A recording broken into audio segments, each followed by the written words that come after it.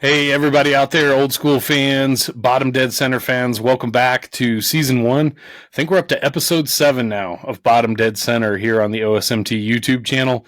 We got Matt Looker joining us again, which is awesome. I know you guys have seen us having a rotating roster of people here on BDC, and I'm telling you, man, we warned you from the start. We have busy schedules. So Matt and I recording this morning on Saturday, May 10th.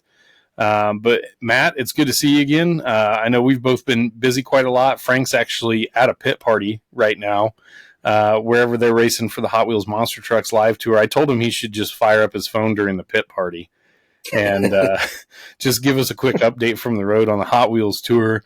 But one big order of business I want to get to straight away before we get started, Matt.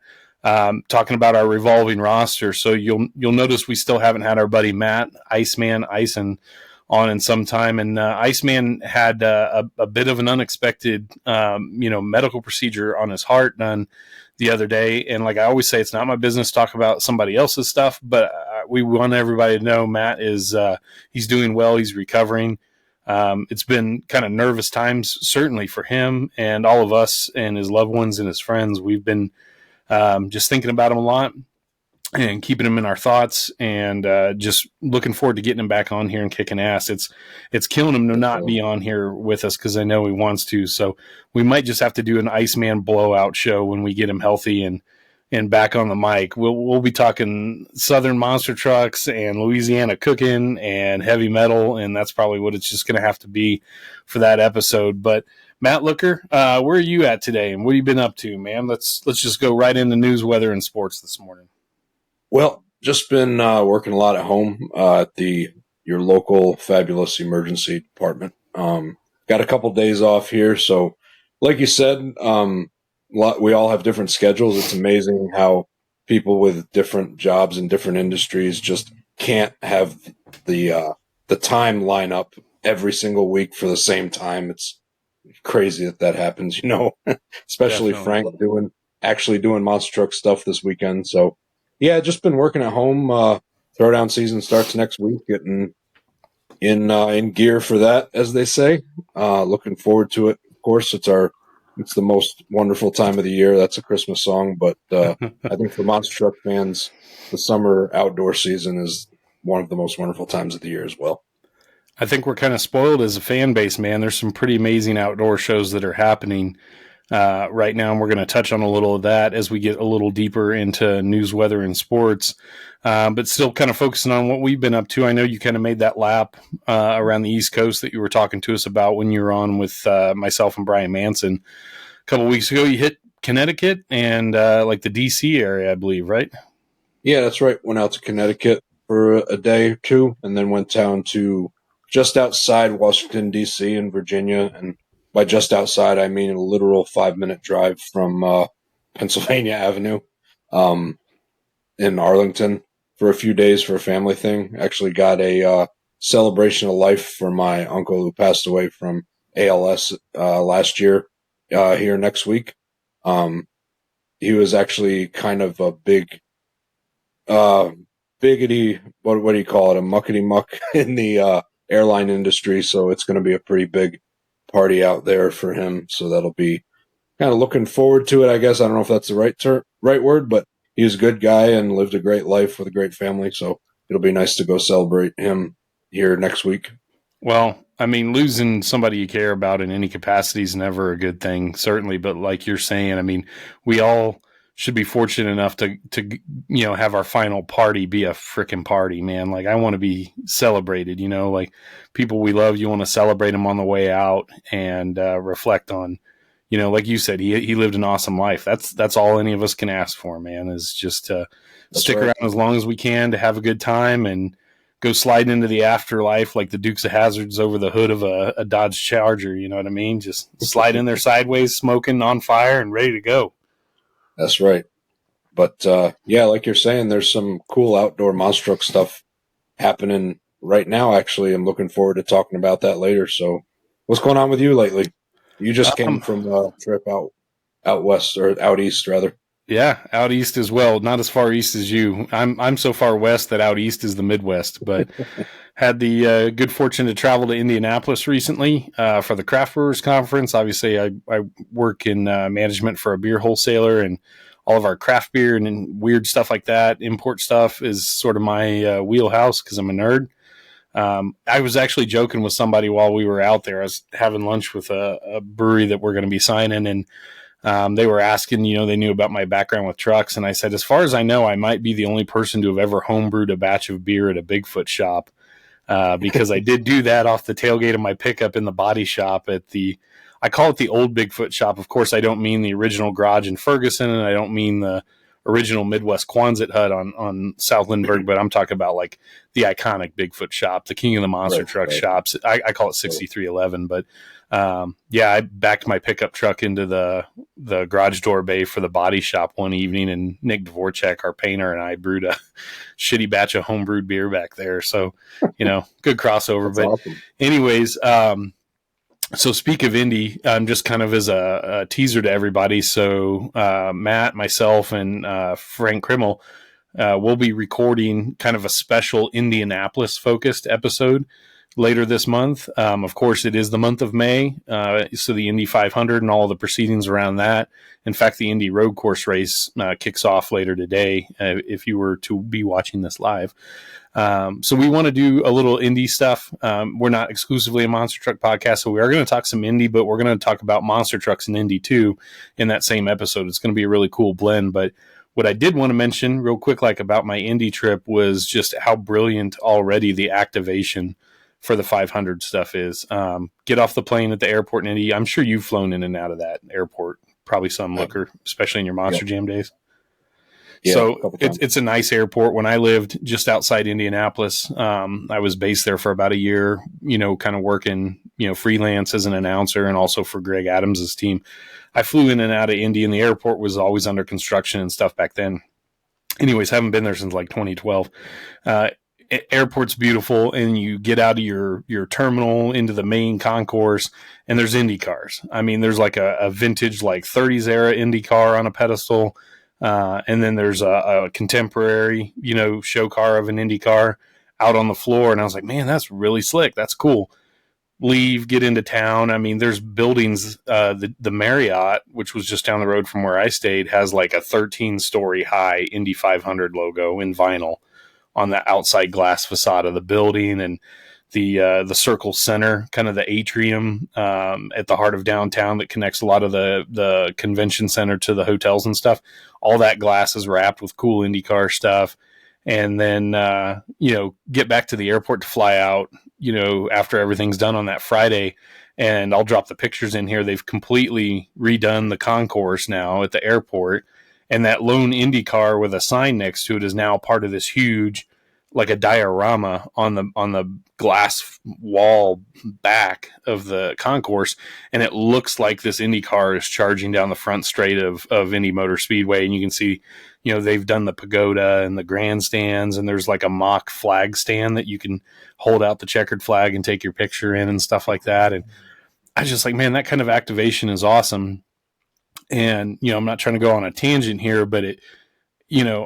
So where I live here in Cheyenne, my company and our breweries, we're the sponsor of Cheyenne Frontier Days. It's the largest outdoor rodeo in the world. It absolutely consumes this city in the month of July. And so we try and activate as best we can, nowhere near what the Indy 500 people can do.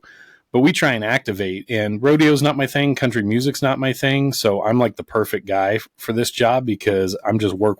I don't get distracted by the fun stuff. If I was working in Indianapolis, I'd be like a squirrel, dude. I'd be so distracted.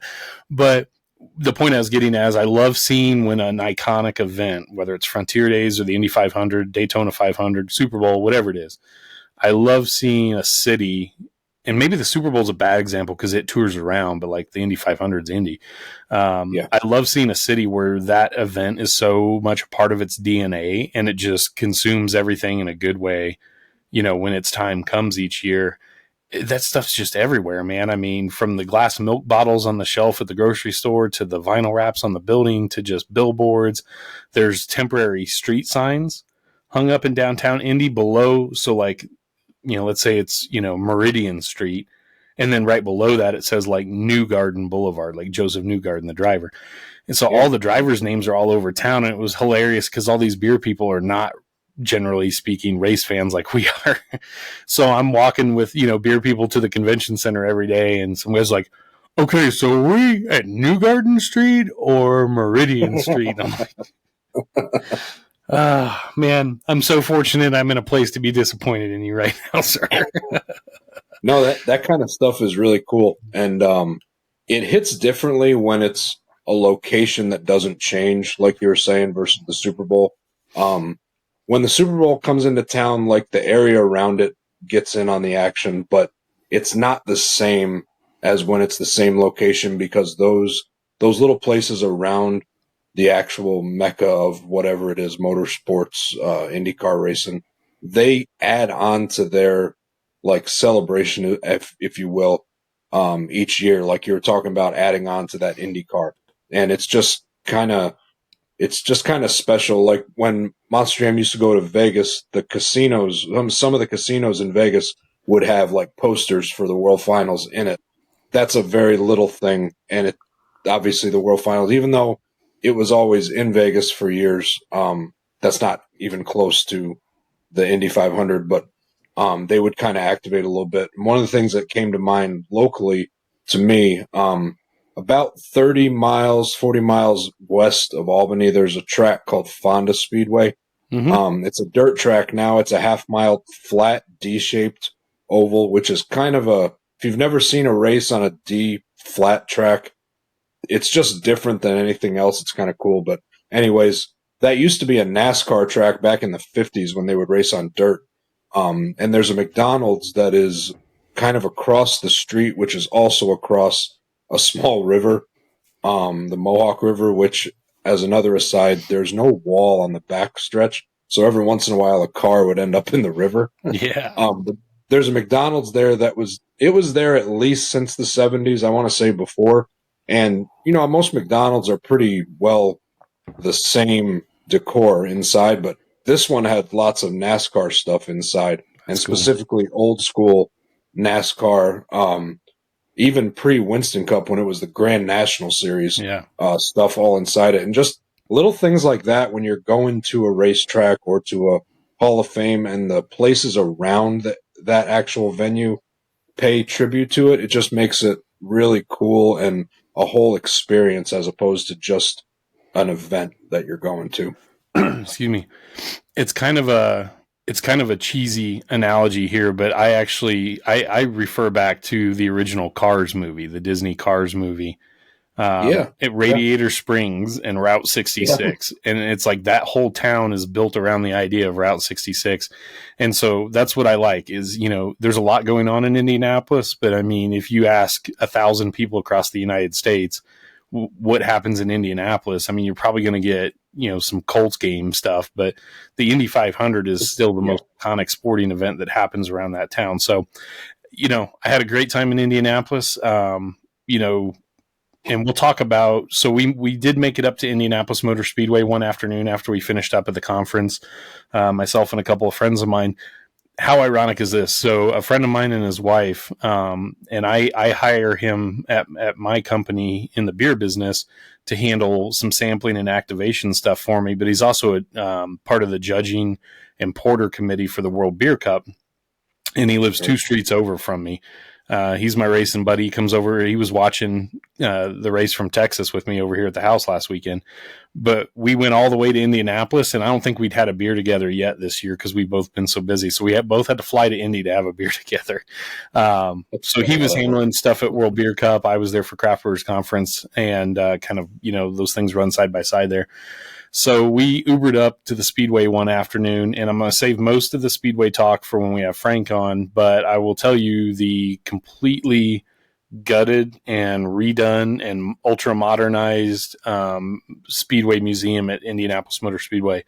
The Penske Group, the IMS Group, they have done a stellar job on that place. So shout out to Morgan and Aubrey at Team Penske for, hooking us up there with, some just like a guided tour, I guess is the best way to describe it. Aubrey was our tour guide.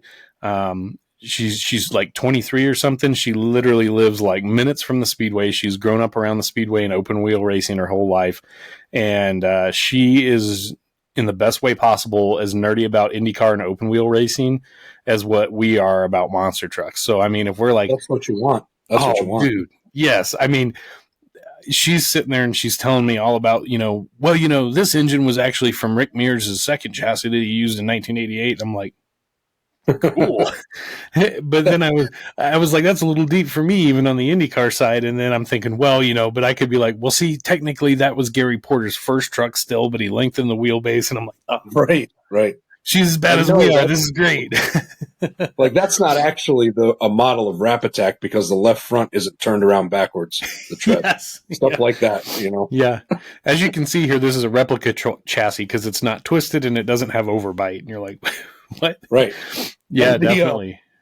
The Spin Master crustacean is not actually accurate because it doesn't have a bar cut out of the cage where Greg fit the collector into it. Yeah, so, this is just little things like that. I couldn't even trust Greenlight to make this thing correctly. But no, so we'll go more in depth into Indy stuff in that future episode. But so I've only been to Indy Motor Speedway twice, both in the month of May. Never seen any cars on track there, sadly. The time before, I had taken Bigfoot number 8 with the Firestone body on it up to the Gasoline Alley garage area, kind of at the base of the pagoda, well before the 500 lit off back in 2010. Still was a cool opportunity. We tired the truck up and I parked it in Firestone's kind of like their exhibit garage, right? Just their vendor space, I guess, if you will. And it was parked in there as part of the exhibition. And then the truck, Bigfoot 8 was there for like 4 or 5 weeks. And I don't even think I was the one that picked it up either. It was just whoever was around would take it up there, put it in the garage and hustle back home. And so I got a couple cool pictures from that day. And then, just being at the Speedway this time, twice as old as what I was back then, and just having a deeper appreciation for it was still pretty magical, man. I mean, like every blade of grass was manicured perfectly. Every bit of landscaping was perfect. The track looked beautiful. So it has me super pumped. We have an Indy 500 party at the house every year, so I'm excited for that. But and then the last thing to highlight about Indy is neither beer nor race car related, but I know you and I, we like to talk a little beef once in a while here. It's, I don't know, B in bottom dead center, it could be for beef, I don't know, but yeah. Beef, dogs, and chicken, I guess, is what we're talking today. But my friend that I spoke about, Sean, we went to St. Elmo's Steakhouse in Indy. I went there once when I was 18. I want to say I was 18. Tim Hall let me go over to the PRI, the Performance Racing Industry Show, with him one year in Indianapolis, and I was just blown away, right? Like, 18-year-old kid, just thankful to have a job with a race team, and you're walking around the PRI show, and, all the big names in motorsports are walking around doing stuff. And then I want to say it was like our program manager from Dodge Motorsports at the time was, like, yeah, we'll see you guys for dinner. Come on out. We're going to meet at St. Elmo. So Tim's telling me, like, this is a really fancy steakhouse, man. And I'm like, all right, cool. Wait, like, what do I order? Way too modest, come from a pretty broke background. So I was astonished. I had never ate at a place that was a la carte. Which it's actually not now totally, but I remember ordering like a chicken breast and a baked potato and still being staggered at what that was going to cost, and I was afraid I was going to get in trouble. Always let the boss order first, kids. Always let the boss order first, and then you know what number you need to hit below to just make sure you don't tick anybody off. Meanwhile, the Dodge guys are like, we build cars for a living, like, order a frickin' steak, Right. And don't ever be the guy that when the waitress asks, is it one check? Don't be the guy that speaks up if you're not the one that's going to be getting the tab. Very rookie move, but I've seen it happen before. Yeah, so, I mean, have some couth, right? So let the boss or whoever you're certain is paying, let them order first. Yep. 2, don't ever say anything about the check unless you're the one that's picking it up. And that's right. 3, I'll always try and find some kind of way to tip the server a little bit too, like that's cool that the people buying are tipping the server, but if you accidentally leave an extra 5 on the table, I don't think that's ever a bad thing either. So just to be a good guest. But St. Elmo Steakhouse, just a classic steakhouse experience. I know, Matt, you and I really nerd out on stuff like that. And it's everything from the decor to the, centuries old bar in there. It's just staggering how much of that place is still original. And they're doing it justice. I mean, the famous shrimp cocktail was as insanely spicy as they say it is with the horseradish cocktail sauce. Somewhat confusingly, as somebody that likes hot stuff and is always eating peppers, whatever it is chemically about horseradish, the burn stops. Like it's burn, burn, burn. Your eyes are watering. It's like doing shots of Everclear. You don't breathe through your nose because you're going to go into a coughing fit. And then suddenly the heat just stops. And you're like, oh, all right. Now I know how they expect me to eat the other 3 shrimp in this thing. It's just about pacing yourself. Now get back to it. Yeah, I did. Turns out a couple of delicious handmade old-fashioned cocktails from the bar will inspire you to persevere forward with your night. So in this age of declining service, declining food quality, declining dining experiences, I feel like St. Elmo's was just a time capsule, which was awesome. I talked about beef with you on here, in my connection with Harding Ranch here in Wyoming, and I rushed home, obviously only as fast as United would let me, but I rushed home and I cooked ribeyes here at the house like two days after I had it at St. Elmo's. And I just put my best game forward. It was just the wife and I eating dinner, and I was like, I got to see where my A game compares against St. Elmo's. And I easily met or eclipsed the steak flavor and quality of St. Elmo's, but I fell dramatically short with the service. So St. Elmo's still has my ass beat right there when it comes to the service. But, like you and I were talking, Matt, like when you were out east and you try and find some good food somewhere or something, I mean, any self-respecting home cook should be able to knock out a pretty damn good steak as long as you have good beef to work with. But sometimes, like you said, it's just the service. I just want to have a really good service experience. That's right. Sometimes it's just nice to have that service experience with food as good as you're able to cook. Sometimes that's just lovely, It's like being at a monster truck show with 10 really good trucks out on the track, and they're all fairly equal. So I just want to see the effort at that point. Like, what driver is going to put the most effort forward out here tonight? Right. Give us the best show. So, hey, let's touch on a couple quick motorsport topics before we get into monster trucks here on the News Weather Sports segment. As a homer alert, it's me again. But back-to-back NASCAR Cup Series wins finally for Team Penske. Austin Cindric at Talladega and Joey Logano at Texas. That was pretty spectacular. Love seeing that. I thought it was really interesting. So at Texas, coming out of turn 3 through turn 4, there's a pretty significant bump in the track, in the medium to high groove coming around the turn. And I think it has something to do with where the tunnel to get into the track is. And that's not unfamiliar to any of us that have been to those tracks, knowing that there are bumps in situations like that. But three really good cars, Chase Briscoe, Josh Berry, and Kyle Busch. And unfortunately, Berry was leading the race in clean air. They got up out of the bottom groove. They caught that bump, in the higher groove, and it just wadded them up, spun them right up into the fence. And that's an important piece of character on a track that's honestly been lacking in character for a lot of years. And modern Cup cars now, because of the underbody aero, they run those cars really low to the ground at the rear of the car. And, when we all grew up watching NASCAR, they were like doorstop wedges. The ass of the car was quite a bit higher in the air, and the nose was just sucked down to the ground. And it's kind of the opposite now because of the diffuser in the rear. In any case, going over that bump, those cars are already riding super low. There's downforce on them because of the speed they're carrying, and that's just enough to bottom the car suspension out and just hit the rub blocks, and it almost lifts the wheels off the ground in a weird way and just spins them out. So it was certainly frustrating to see the 21 fall victim to that. And I know it was frustrating for those other two teams to see that. And there's a lot of, it reminds me of the discussion of like when we're doing a non-dirt show, and there's a good lane and a bad lane because of the choice of first cars. You know what I'm saying? Yep. And you can't change cars in the middle of the show. So you just have to adapt around it. So that's kind of, I feel like what some of the drivers' complaints were in Texas some people are like, oh, this track's finally getting better. And other people are like, this track sucks. That damn bump, grind it down. I don't know where I stand on something like that, but I think you have to leave it, right? And just until it becomes a dramatic safety concern to where you simply cannot run a car over that area without wrecking, Correct. Yeah. I think character on a track is fine. I think it's important even. Darlington is not the track that's too tough to tame, and is not, a challenge for these drivers because it has no character. You know what I mean? Yep. And my philosophy kind of whenever I've built a track is, as long as in monster trucks, both trucks, so in a NASCAR race, all the drivers, as long as everybody in that race has to overcome the same obstacle, it doesn't matter what's out there, within reason, as long as it's a jump that a monster truck can hit. But say like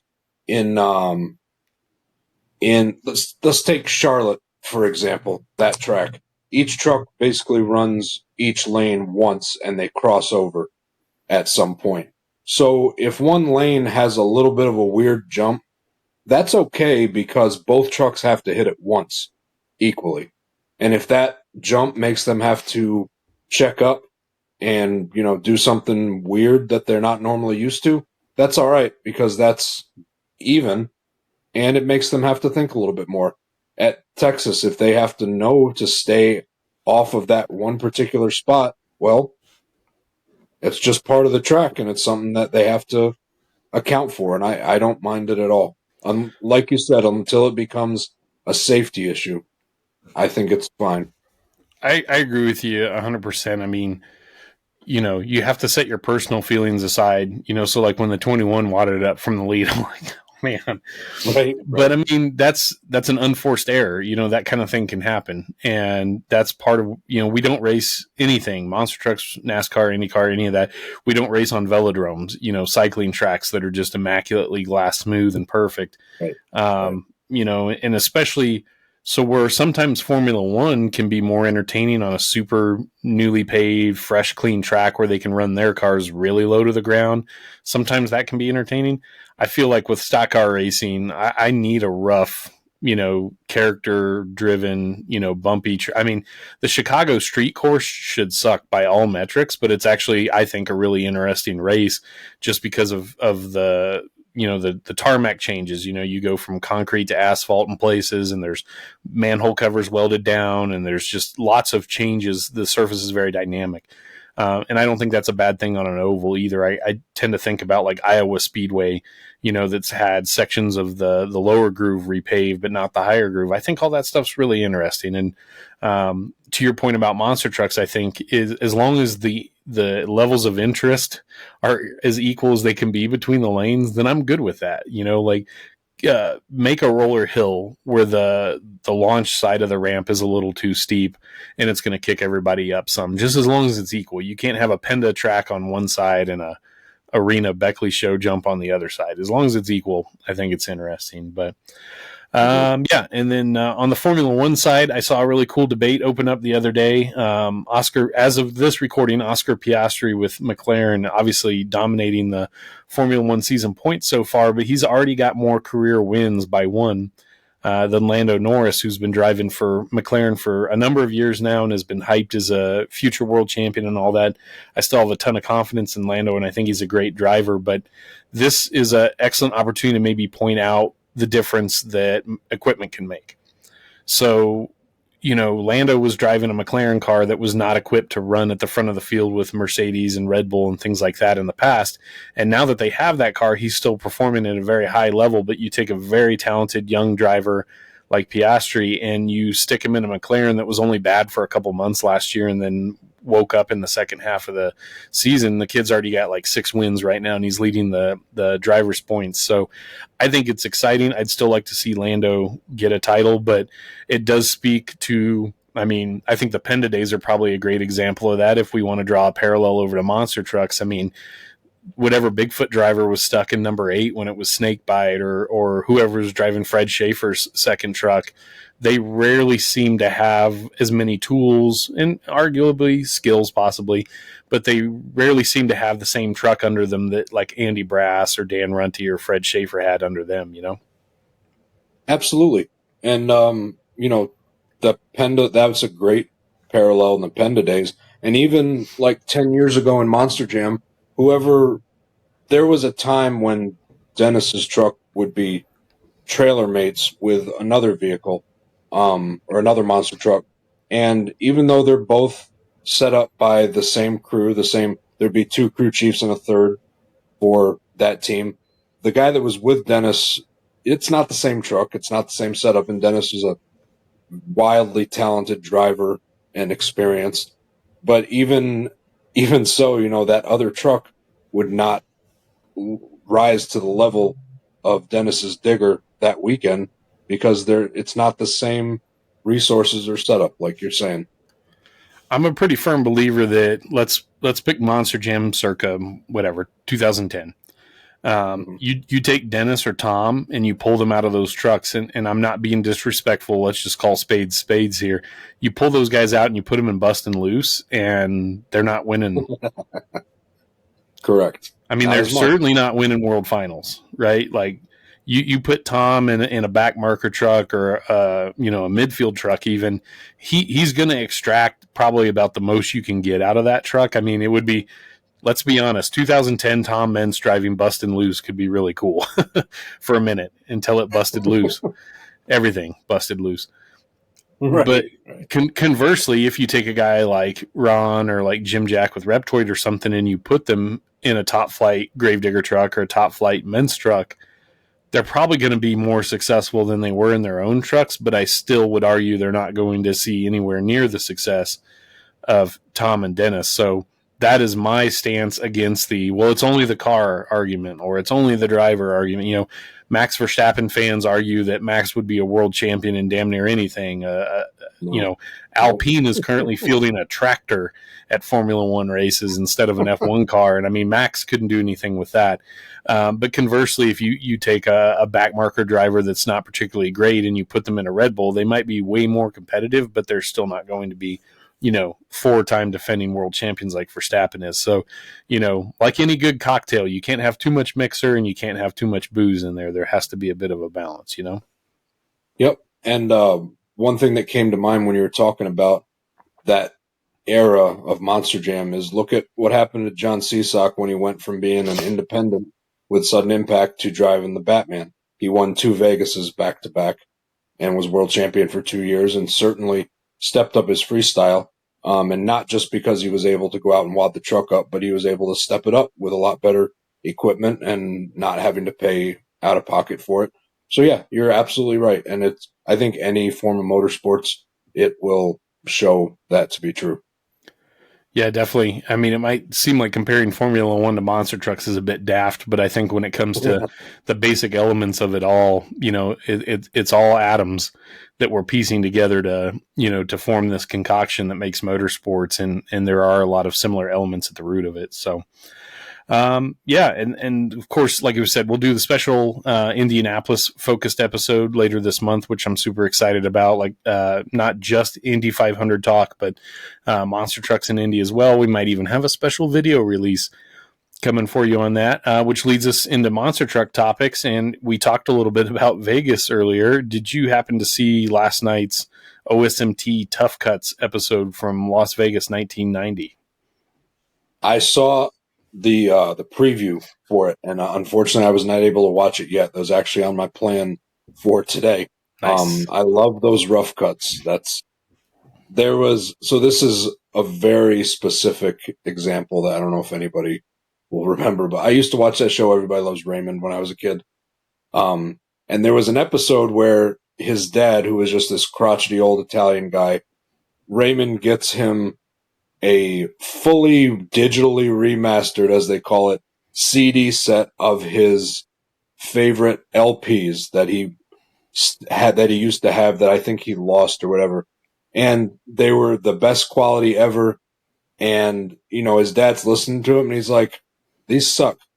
And Ray got all upset, but then his brother got him got him copies of the LPs to play with all the static and all the bumps. And his dad loved it. And the whole episode was like, the experience is what makes some things cool, not just the product. And that's kind of what those rough cuts are to me. And it's really we're cool. Fans of vinyl in this house, baby. I know you are. You and especially another shout out to our buddy the Iceman. He's a big vinyl fan as well. Oh my God! Yeah, those rough cuts, you kind of get immersed into the event sometimes more than you would by watching like say a Tough Tracks or a Super Tracks very well produced version of that event. I love hearing on some episodes that we've put together. There just wasn't. I mean, let me back that up. So whenever I edit these things together, I'm giving you what I got. You know what I mean? I'm as excited to unbox and watch these things as I'm recording them, just as excited as everybody is watching them on our YouTube channel. And it's just a bummer because like a lot of these videos I have were just their home videos, or they were just shot by somebody that was helping run a video camera or whatever. Or they were shot by, a couple of the teams or crew guys, from some of these, like Jim Oldaker's video that we used for Anaheim, I think was, a crew guy and his wife were shooting with the cameras. So there's going to be a drop in production value and filming quality. And sometimes that's cool because, like the Las Vegas one, you can hear some of the drivers off camera complaining about the brackets or talking about who was fast loser or whatever. And then unfortunately, other ones, it's just a quick, watch everybody's hits and you're done in 2.5 minutes because that's all they were hitting the record button for. So, Right. It changes. But if anybody's mad about it, I'll refund their membership dues. No, they're great. I'm looking forward to watching that one. I think you'll have a good time watching. I won't spoil too much for you, but for those that have already watched, they'll know this. It's really cool seeing Bigfoot 9 come out of Thunder Alley. Now, of course, yeah. USA's track was nothing like what Monster Jam brought even for the first World Finals, but still that entrance to the stadium is unmistakable to any proper monster truck fan, and seeing Kramer drive Bigfoot 9 out was pretty awesome. And there's some cool action on there. It's, I think years ago, somebody with the Monster blog posted the 1991 Sam Boyd USA show, and then it got taken down. But there's like a bootleg of it on YouTube or whatever. And it was way more action, in my opinion, really, than what this one is. But it's still a half hour of fun. There's a little Robosaurus in there, which we need to do a Transformer episode on here because we need to get Wyzoric on for the Transformer episode. We need Wyzoric's top 10 Transformer list.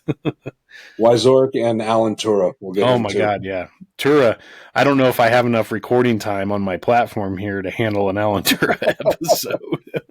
What was the Transformer on The Simpsons? What was that one called? Where's Andrew? I got to phone a friend. Where's Andrew Pellegrini when I need him? That's Mr. That's Simpson. who I was just going to shout out to. Yeah. It's not Megasaurus, but Smash. Oh, man. Oh, we got to I'm texting. We got to look it up. Of course, guaranteed Pellegrini's probably sleeping if he's not at a show, but I'm going to text him and we're going to ask this one. Yes, we could consult the Oracle, Google, and find our answer, but I'd rather just text Andrew and we'll see if he gets back to us. That's more fun. He's got a shirt of it, too. And it's fantastic. I wish I could remember the name of it. I almost Googled it before I brought it up because I didn't want to look like an idiot, but now I feel better that you also did not remember.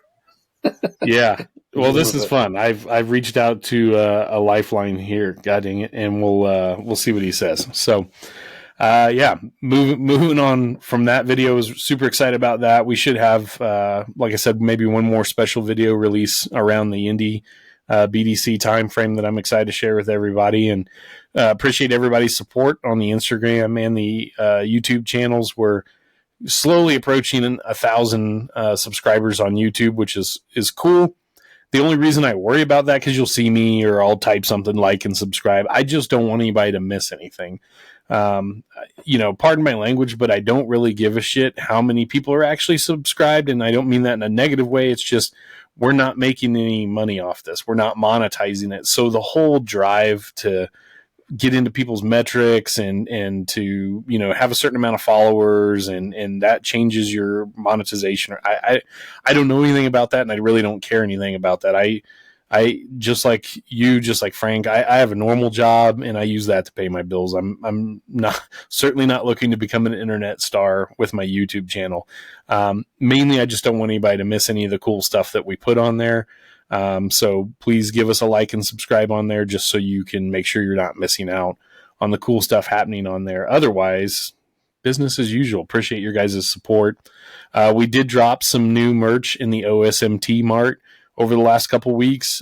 We have our Invader Monster Wars tribute shirt on there, and that's going to go into my cart soon. Nice. I've got mine on order. It shipped. I'm super excited. So that was an interesting one. I drew that one basically by hand off of some potato quality photos of Invader that I was able to find. And it's even got the robot guy with his laser gun on there. So for those of us that worship at the altar that was Monster Wars and Luann Lee, we have another shirt we can wear to show some love for that. We might have to do a Luann Lee shirt, but as you know, I'm no stranger to courting parody when it comes to logos. So we also have a 1990 USA Motorsports Coors Extra Gold tour shirt available on there. I've had a lot of that design blocked. I keep getting some of my product designs rejected because it looks too much like the real Coors logo. So go buy them and have fun with it while you can. I stocked up. What happened to imitation being the sincerest form of flattery? I tell you. That's what I'm saying. And you know what? Okay, so I'm not advocating bootleg merchandise necessarily. I saw photographer Danny Moss, his one of his photos with his watermark still on it got ripped off by somebody in Puerto Rico for the Hot Wheels Monster Trucks live event there, and they were selling them outside the venue. So sucks that his photo got ripped off. As a photographer, I especially don't appreciate that kind of stuff. The flip side, and I don't really use Danny's the plagiarism of his work as an example, but like our Invader tribute shirt, hey, if somebody wants to make the real thing out there, I'll go buy that instead. But until somebody gives me a 1990 USA Motorsports Tour t-shirt, then I'm going to make my own. If they make one, then I'll go buy it. But in the meantime, if you're not making what people are wanting, then I don't know what you want me to do. And to that effect, one of my favorite parts of doing the international shows with Monster Jam when I did them were the bootleg merch, because international copyright laws are almost non-existent. Especially in Mexico City, and the other city we went to there. It's slipped my mind now. But there would be event-specific shirts that they would sell. Like, a fan put some work into this, and all 10 trucks, their logos would be on the shirt itself with the arena. And, I mean, really cool stuff that Monster Jam did not do for any of their events.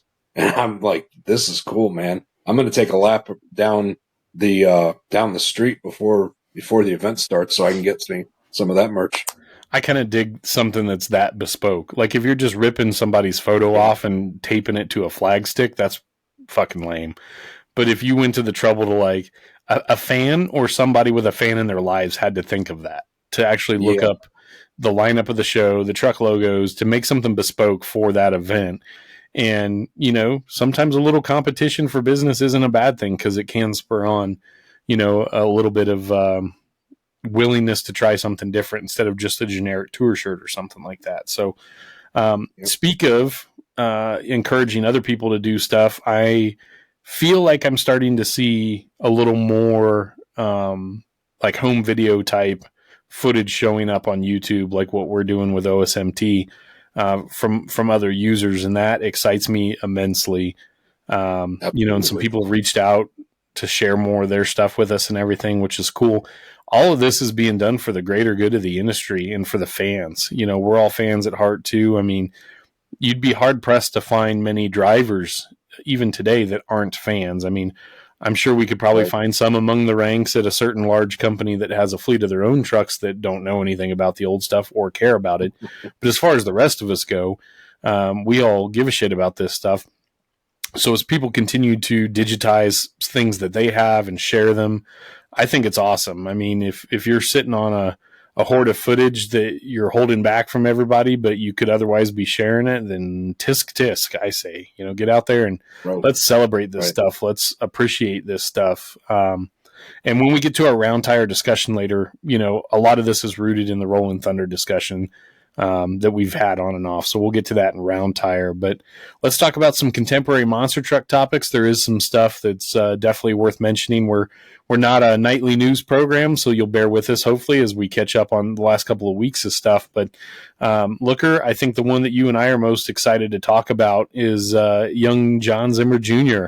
Terminal Velocity brought home the Monster Jam Arena Series Central Championship, locked his slot into World Finals, which we'll talk about that in a moment, I'm sure. But let's not distract from the fact that Little Zimmer is a certified grade A USDA choice badass. That is 100% right. You hit the nail on the head. Every show he's been at, there's been some highlight, real worthy moves that he's done. Not just, hey, that was a cool jump from that weekend. It's like, whoa, look what he did at this show. And to see he's him making rigs of rods come to life.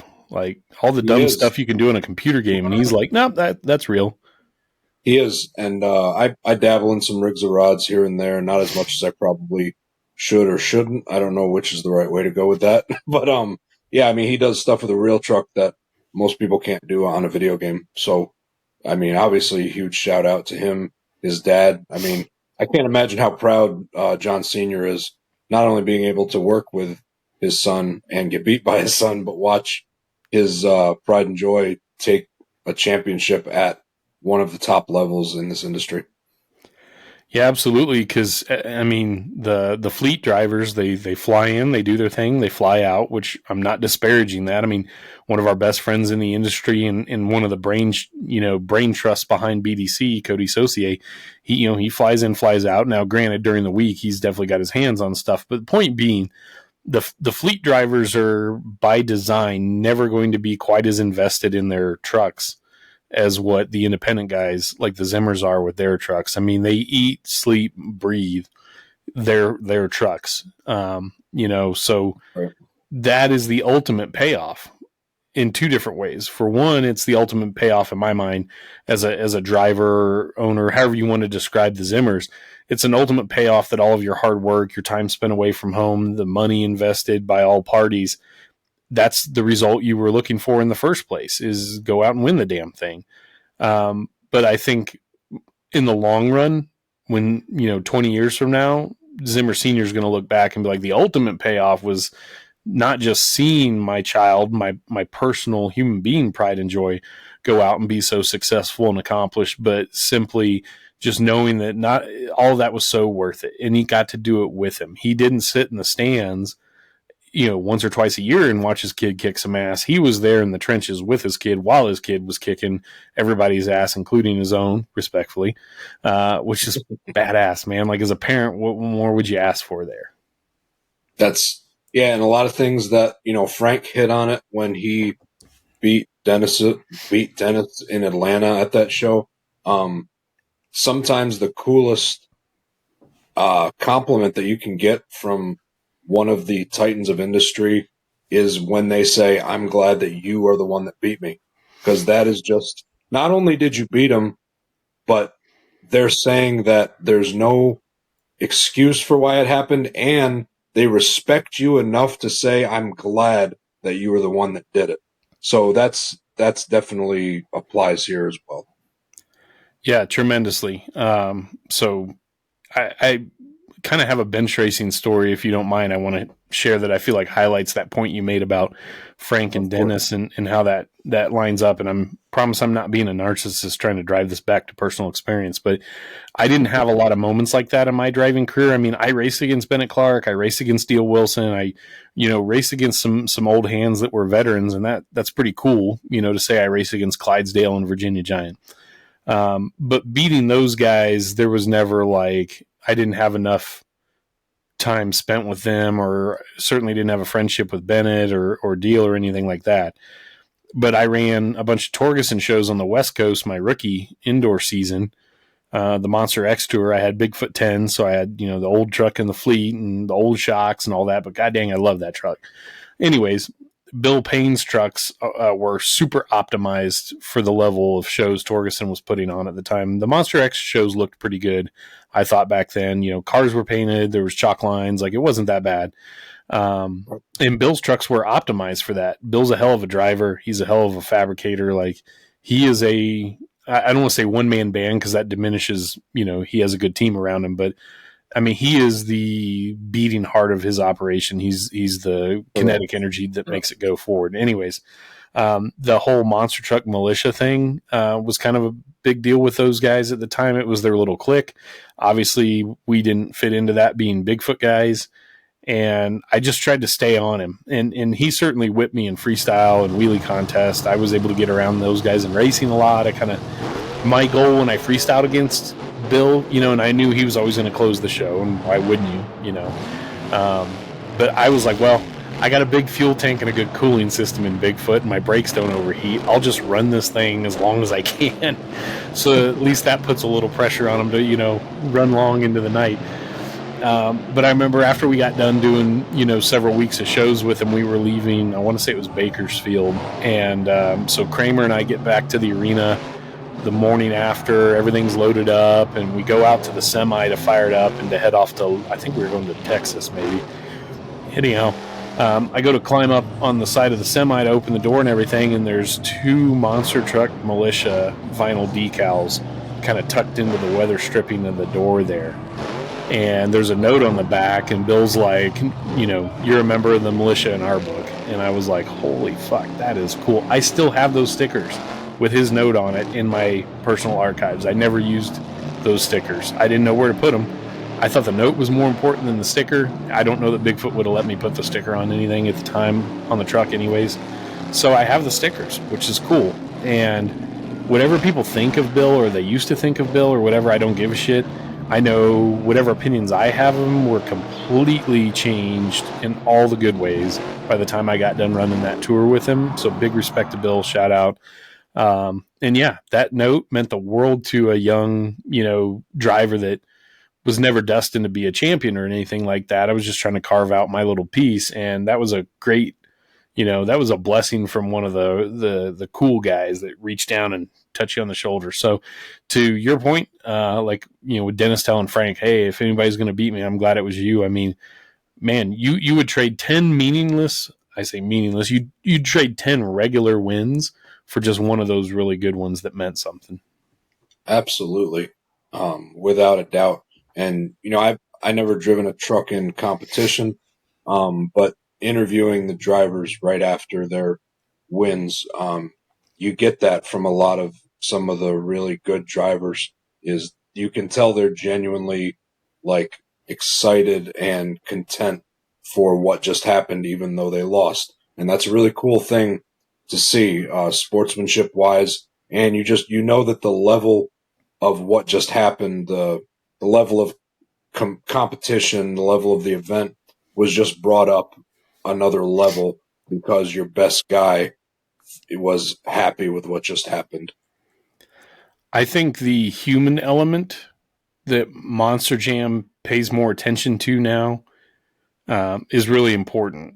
Whatever you think of which driver, which personality, or whatever, and maybe you think I'm wrong, and I'm happy to have the discussion. I just feel like when we were kids, Army Armstrong was like the only announcer that really tried to put like some personal connection between the fans and the drivers and link that with the broadcast, where Gary would, Army would try and talk about, I'll point to Porter as an example. I mean, Army was trying to sell the guy sponsorship on air. He's like, man, there's a great guy from the Chevrolet camp out here. He's an independent doing what he can. And man, one little touch from corporate America change everything for this kid, And so Army's trying to get this guy's story out. He's a tough charging independent. He's got no crew guys.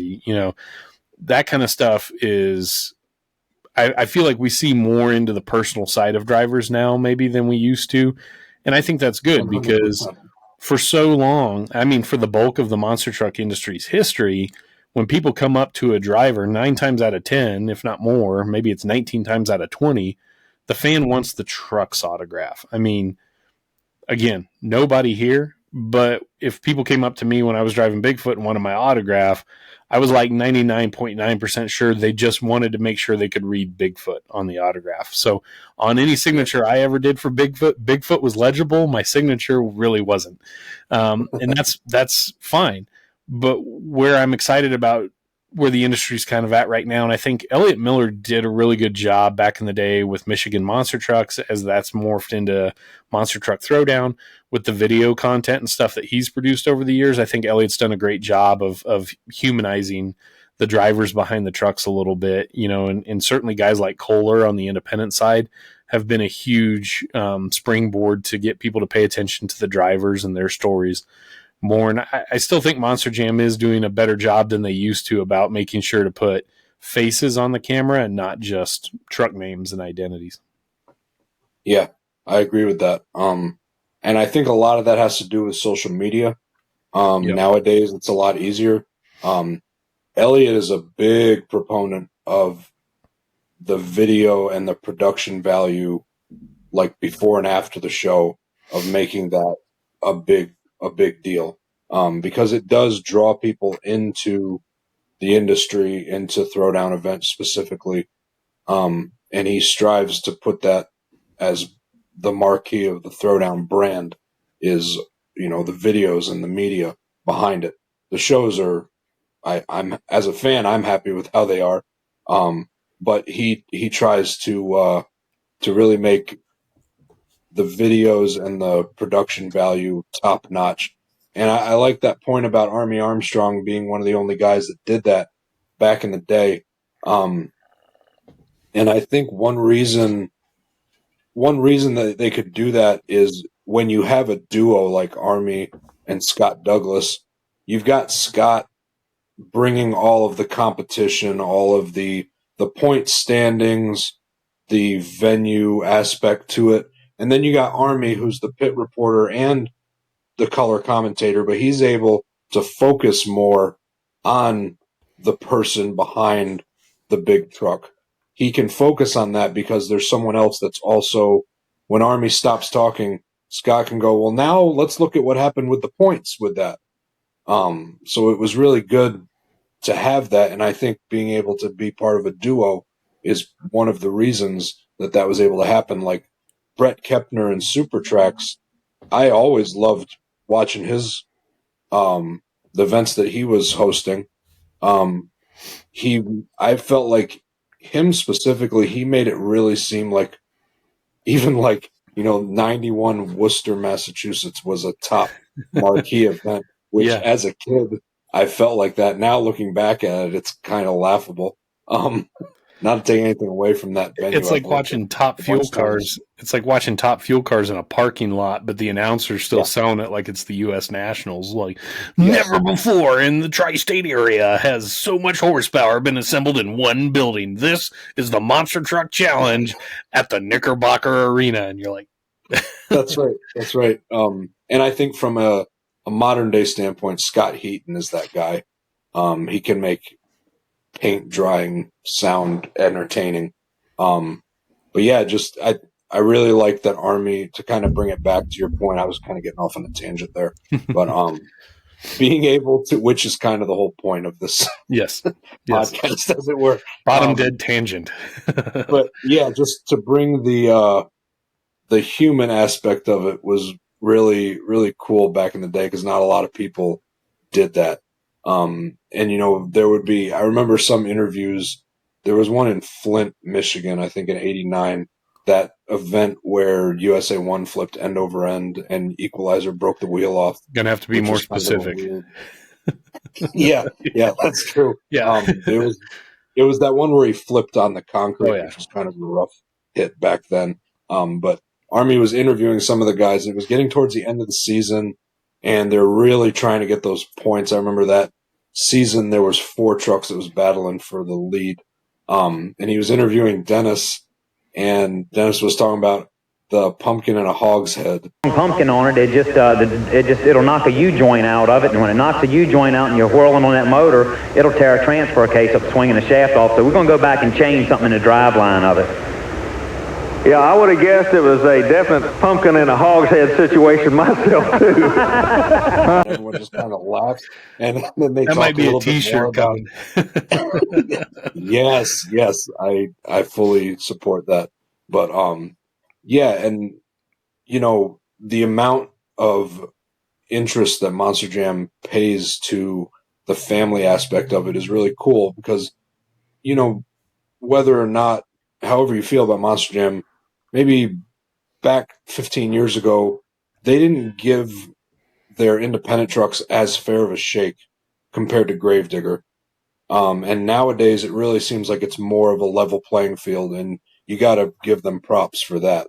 They would talk up the Robbins brothers and the Zimmers just as much, almost, as Gravedigger on that same tour, which is really kind of a neat thing. I mean, the fact that they even, acknowledge that they have fleet trucks versus independent trucks, it's just an open fact that, you don't even bat an eye at it when you hear it now. But, and I don't fault Scott Douglas because the man was just doing the job he was told to do. But you listen to those older Monster Jam episodes and it's like, oh gosh, what was his name? The big muscle-bound wrestler guy, Chad, that drove Superman. Chad Fortune, yeah. Chad Fortune, Chad Fortune. But, he'd be in a different truck, like seemingly, Chad Fortune left the power forward team and now he's driving for the, Superman team. And it's like, okay, sure he did. Yeah, I bet the power forward team is distraught, and at upper management levels, they're trying to figure out how they lost their star driver. Like, come on. Right. Now. And in reality, they just changed the body and changed the crew shirts. Exactly. Because they still needed a gorilla-sized roll cage for a dude that big. So right. We're not changing chassis here. So, yeah, so I kind of appreciate the transparency of it now, and that they're not trying to necessarily make it something that it's not, or play it off as something that it's not. So, there is that. Oh man, yes. Another monster truck topic. Like I said, I was screenshotting stuff on my phone over the last couple of weeks because I've so much been on the go and not been able to make notes. So I'll drop the screenshot in here. Not sure if you saw it, Matt, but on the Hall Brothers social media, they showed a picture taken from one of their haulers, presumably looking forward at the tail of another one of their haulers driving under the tunnel into Darlington recently. And of course, there was no cup action of any kind at Darlington. And I took a swing on their social media. People were trying to understand what was going on there. And I said, does this have anything to do with the words NCTS, NASCAR Craftsman Truck Series, Dodge/Ram, and returns? It's a pretty poorly kept secret and has been for a while that, Stellantis's Ram brand, I'm always going to call it Dodge. I'm sorry. Yeah, same. Dodge. But the Ram Trucks brand is slated to most likely return to NASCAR Craftsman Truck Series racing next year, potentially, maybe 2 to 3 years out in the Cup Series. And I just know from my experience working with the Hall Brothers back in the day, it wouldn't surprise me if, the Raminator or Ramunition trucks were maybe brought in to do some kind of media or filming or something like that. I have no inside information on this. I haven't even asked anybody to share with me what's going on. It's going to be cool if they were involved in something like this. So let's hope that's what it is. Dodge returning to the truck series, I don't want to poo-poo it and say it's not a big deal, but that is the sensible place for them to start, because the truck series runs a spec Ilmor built engine package. So there is no TRD engine. There's no Ford Performance engine. There's no Hendrick engine or ECR engine. It is a spec Ilmor, basically a Chevy small block. Power plant in there. They're the cheapest platform to build in NASCAR's touring national level touring series. And really all you need is a nose. There might be minor cosmetic tweaks that make a Ford look different than a Chevy at the back bumper. But let's be honest, like Thor Sport, the Ford truck team based out of Ohio, I mean, they flip-flop back and forth between Ford and Toyota more times than I can count, and they can do it on pretty damn short notice. Yep. So who's Dodge gonna bring on as far as their team goes. I've seen some different speculation on that. I don't necessarily, and I'm looking through my limited notes on it. I don't really want to put a ton of stuff out there, but I did see that there was a thought that the SPS ARCA team, they've had the Truck Series logo on their hauler, I guess, for a while. And there's talk that, Gallagher Racing, might get re-involved and help bring some of those, that team's assets into the Truck Series. So I don't know. That'll be interesting to see. As far as the Cup side goes, I don't have any inside information there, but that's totally different there because there are manufacturer-specific motors and there's manufacturer-specific performance facilities where there's, simulators and there's pit crew training and all those kind of different things. These teams can't spend the money now on machining their own spindles and their own control arms and building their own shocks because the Cup Series has kind of become a buy it off the shelf single source supplier type race car. So now the OEMs and the teams are spending probably just as much, if not more, but they're spending it on driver development and, technology and different other tangibles and intangibles that they think they can add speed to the cars with somehow. So it would seem to me that there would be a shitload of infrastructure that Stellantis would have to spend a lot of money on to go Cup racing. But they better be starting now if they're going to try and do it in a couple years' time, because that stuff's going to take a long time. And Stellantis doesn't seem like they've been spending a whole lot of money on their brands here in the States and on motorsports and stuff like that. So I don't know. Maybe it stops at the Truck Series because that's cheap. It's hard to say, but it seems like there's a lot of fan base that want to see the Dodge brand back on a NASCAR race car. There's absolutely fan need almost to see that. Not having any insider info, I know from an outsider, Stellantis is just not financially doing well enough, I don't think, to be in a Cup Series. I forget when, but they just kind of outed their CEO, Carlos Tavares, because of not performing well in that way.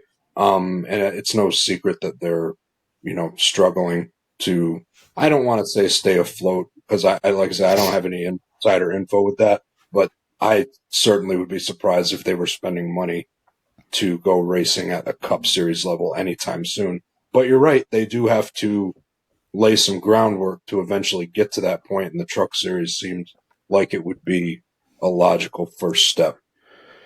I think you're right. And again, I'm no expert on this stuff, just trying to be an educated fan and have something fun to talk about. But the Cup Series is such a different investment than either of the other national series is, both in terms of, the vehicle's completely different.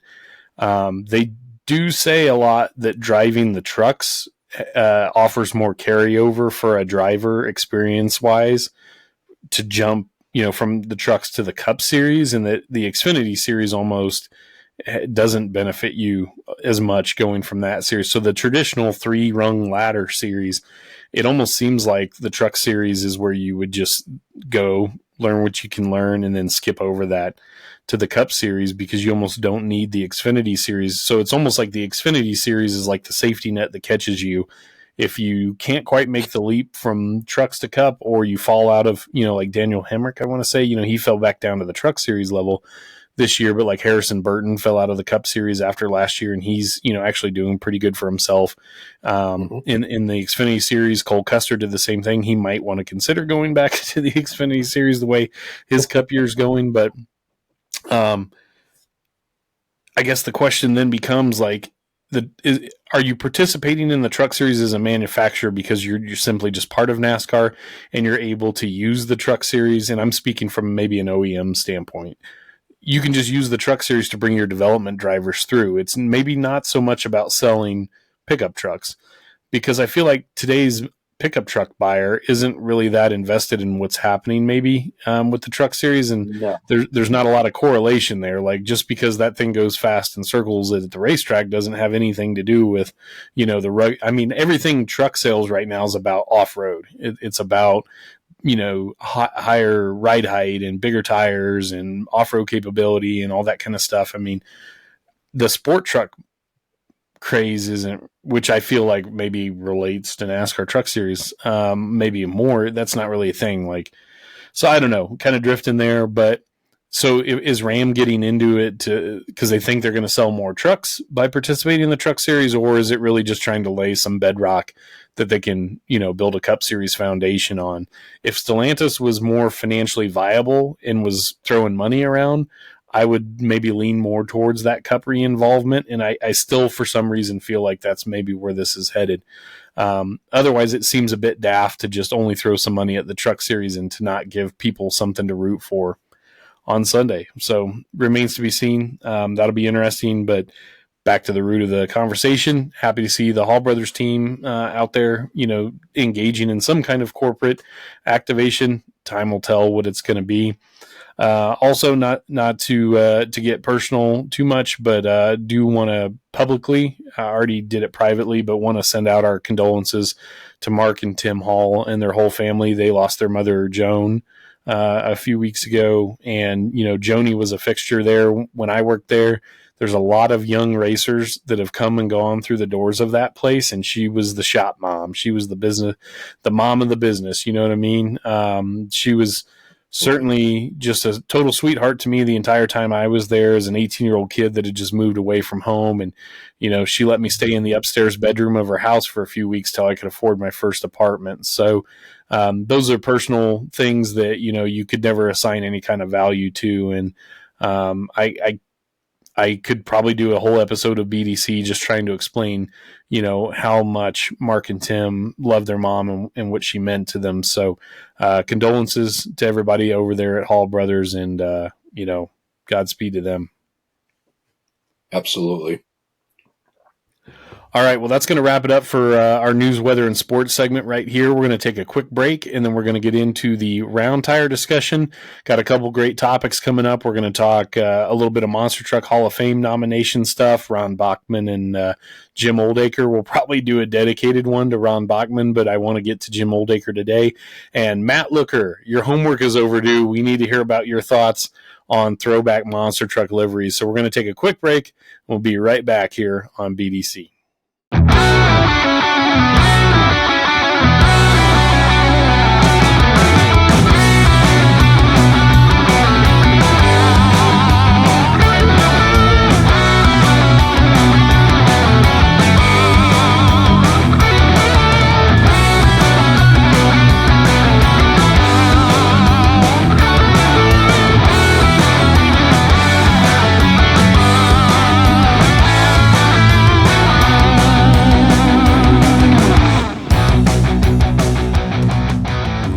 All right, everybody, we are back. Second half of our show here at Bottom Dead Center, recorded live in front of a studio audience. That's not true at all. That would be horrible if it was. They'd love us. All right, so we're back into it here, the second half of the show, and I have a huge admission that I have to make about an omission, a massively tall, gigantic, some would say towering mistake I made by not addressing an important news topic in news, weather, and sports. Looker, you're the one that caught me on this, so help me out here. Well, monster trucks are back at Bristol actually today for the first time in a few years. But what we were discussing is it's the return of Too Tall, David Olfert, behind the wheel, and he's back with a great team. That's right. Studio audience doing the he's back, or he's for the first time with Jerry Beck, and I believe he's driving the Dozer, the Dirt Crew Dozer truck. And I know just seeing clips of him practicing in Jerry's mom's front yard, doing some two-wheel stuff with the truck. He certainly has not lost it in the less than year he's been out of monster trucks. So if you know Too Tall at all, you know he is a fierce competitor, a great driver all around, knows how to work on the trucks great.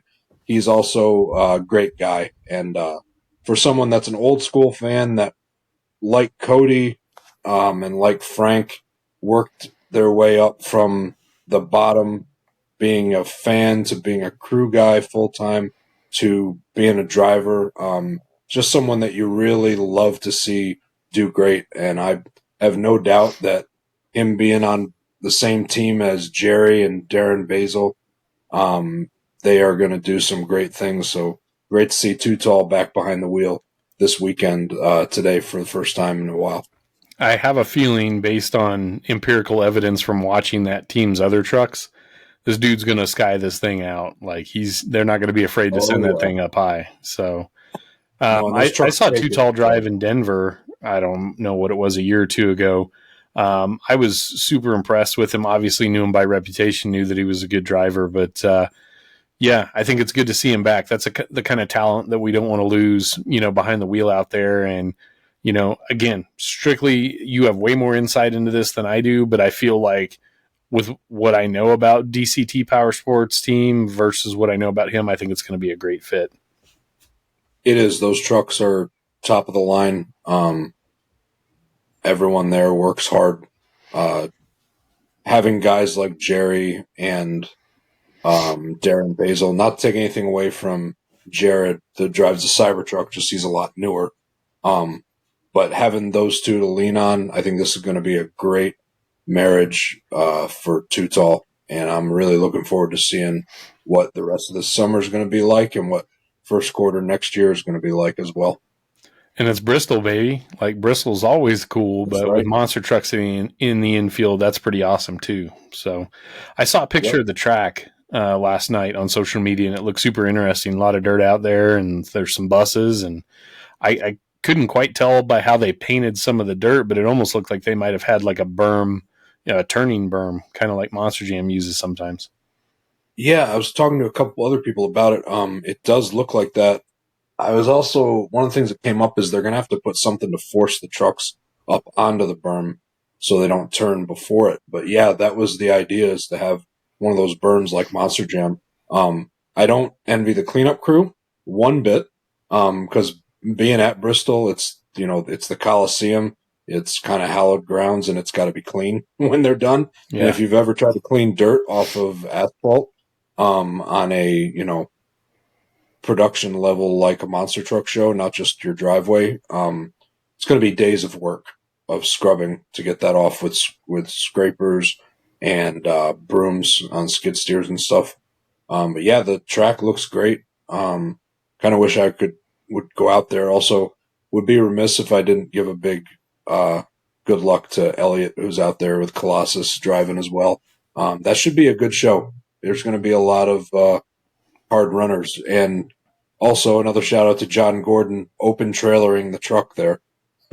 Really? he posted from one of his social media pages. The truck was on a flatbed trailer, Bad Company, which if you've ever seen Bad Company up close, that's one of the nicest, best working trucks in the industry. Oh yeah.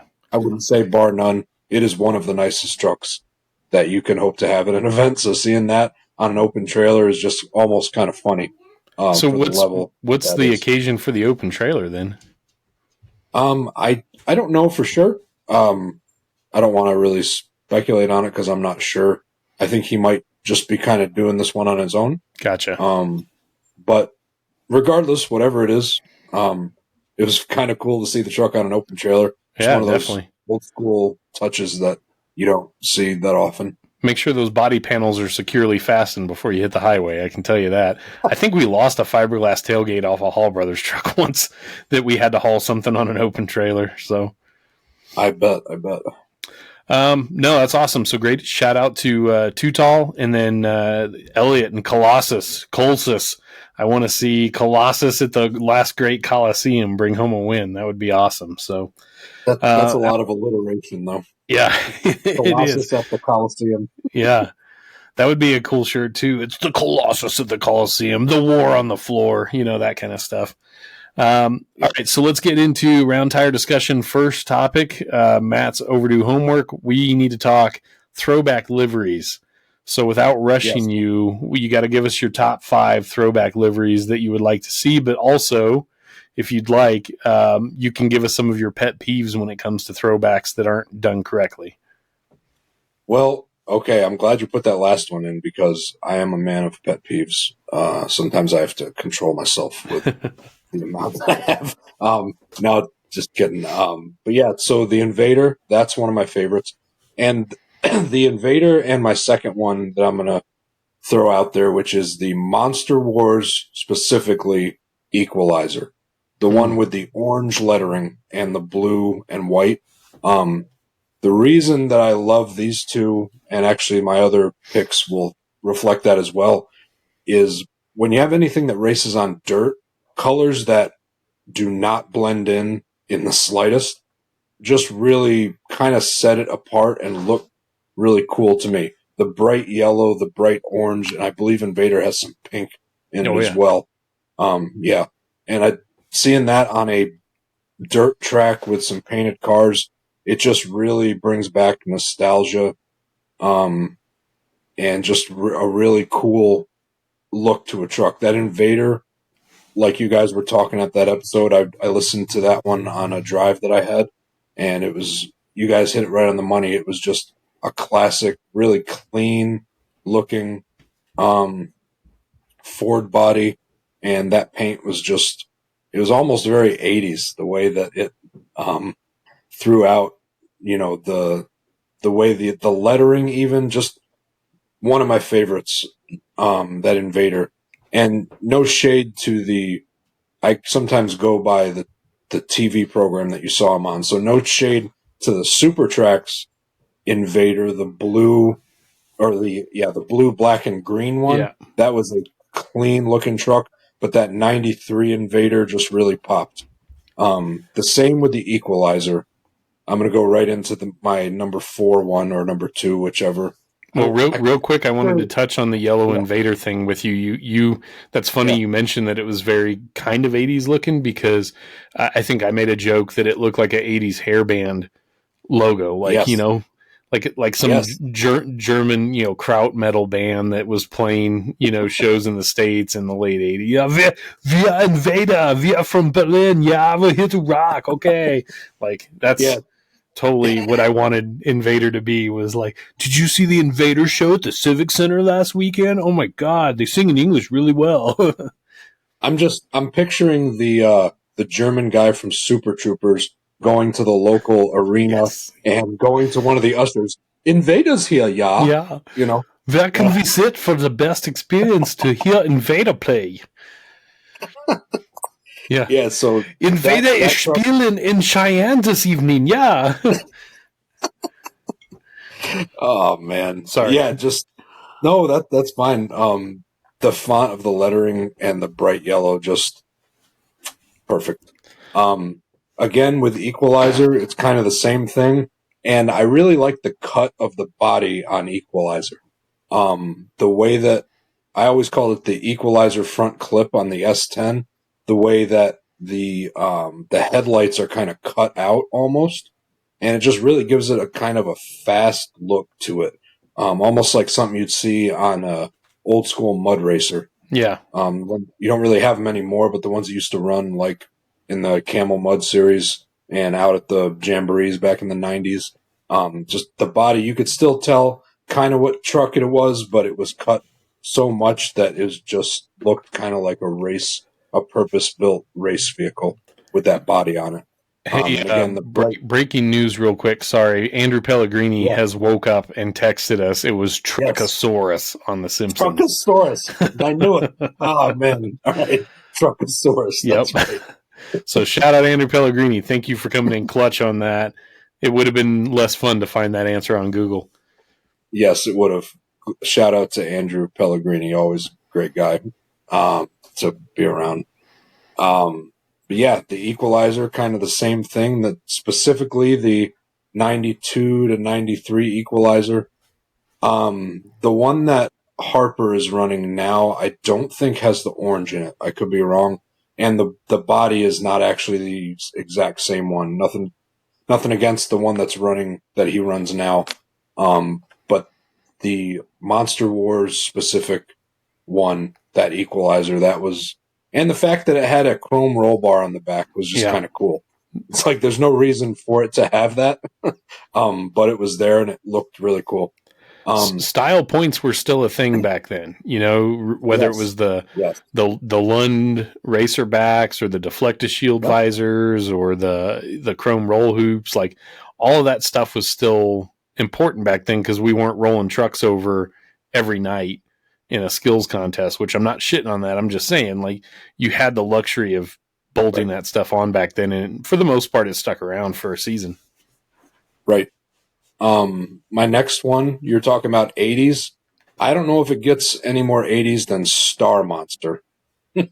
Yes. Didn't necessarily do every single national event, but just the short wheelbase, lots of KC lights, lots of chrome, and a very 80s, like every neon color on the side of the truck, just like someone just took a paintbrush and went 80s. There it goes. A big shout out to the late Tim Mente that had Trey Myers build storm damage body. I want to say this was 3 years ago. It reminisced just like Star Monster. Do you remember the body that I'm talking about? Came out this summer. Oh man, I'll have to look it up. For Throwdown, we had it in Dinwiddie, Virginia, and just seeing when he rolled it out of the trailer, I was like, "Oh, that is cool." It looked just like Star Monster. It was a square body Chevy with a fairing on the back, coming off the back cab. It was. Oh yeah. Oh man, it's got like water drop effects and then a squiggle and check. Oh yeah, it's got all the cab fairings. That was great. Yep. I'll Trey drop that Myers picture does in a lot there. of bodies. Yeah, throw that picture in. I will. Trey Myers does a lot of bodies for trucks now. He's a great guy as well. I always love working with him. Good friend. And he puts little touches into the bodies without being asked to, and it's like those drops like that. Just so that was almost like a Star Monster throwback body. And that was always one of my favorites. That one of the first shows I went to as a kid. You want to talk about a lopsided, as far as a competition goes, at the arena in Albany, which was the Knickerbocker Arena at the time. It's gone through about 4 name changes. Yeah. It was Star Monster, Tall Cool One, oh boy, Buffalo Tremor, and Equalizer. So imagine if you're in Tall Cool One having to race Equalizer. Yeah. Jeez. So anyways, kind of an aside there. The next body. Quick shout out on the Star Monster thing. That truck did look really cool before it was, repainted to be the iconic, black maroon with fancy lettering Star Monster. There was that early kind of predominantly kind of a factory looking paint job. I think it was a 2-tone. I should have had my shit together before I said that, but I know it raced at like Cleveland Stadium for TNT in the ballpark in like 87. So I'll try and find the clip to drop into that, but it was still a classy looking truck. And then if I'm not mistaken, that also went under the name of Price Crusher for that grocery store chain out east. Isn't that right? Yes, that's right. I don't know too much about that, but yes, it was Price Crusher for a little while. And one of the things that I liked about, not Price Crusher specifically, but one of the little things on the Star Monster body is that tonneau cover that went from the roof all the way to the back tailgate. And it was like bright yellow with stripes. And it just, one of those things that kind of set that truck apart. And even if it wasn't the most performance-oriented truck, it was just a cool monster truck that would hold its own, just not going to go out there and whoop up on USA 1 on a long track. So like the cab fairing, like the racerback thing, plus that tonneau cover, it almost made it feel like it was like a Blazer that had the back cap taken off and some work done to it, which was kind of cool.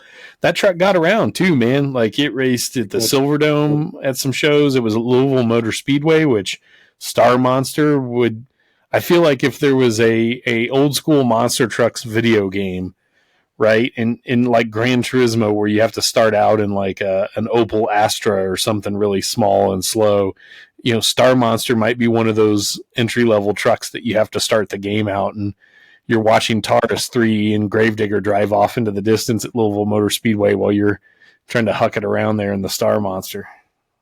That's a good parallel. That Star Monster would be the starter truck. Yeah. Yeah, absolutely. You start the game with $100,000 to spend to begin your operation, and you have your choice of like What do you have? And we're not shitting on anybody's old school trucks here. I'm just saying, like, you've got Playing for Keeps, you've got Star Monster. What do you got? Wasted Wages you could start with. Maybe Mr. Twister.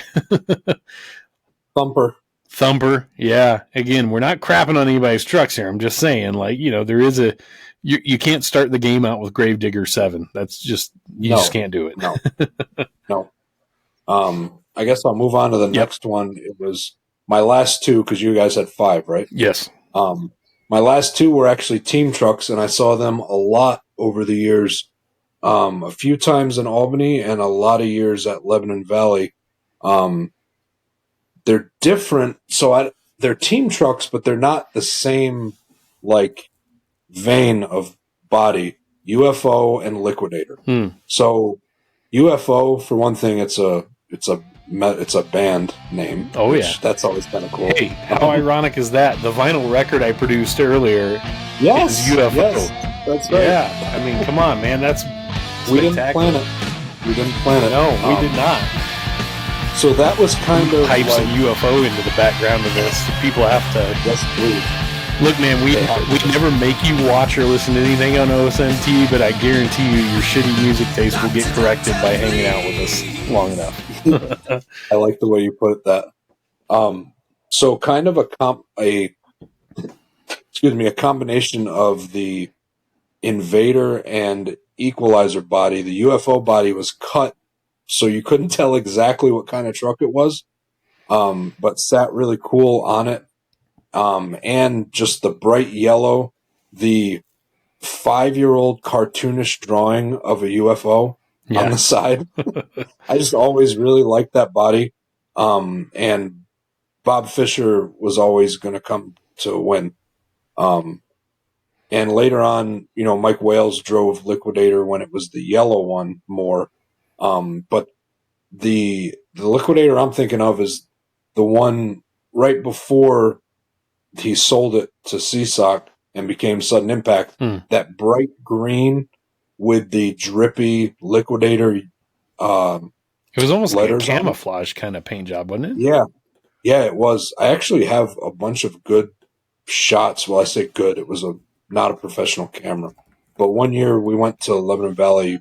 We got there a few hours early because a friend's dad drove us instead of my dad. And we got there super early, so where the trucks were still driving out onto the track for their pre-show, predetermined marks, and got some good up-close pictures of it. And it just was kind of a cool-looking truck.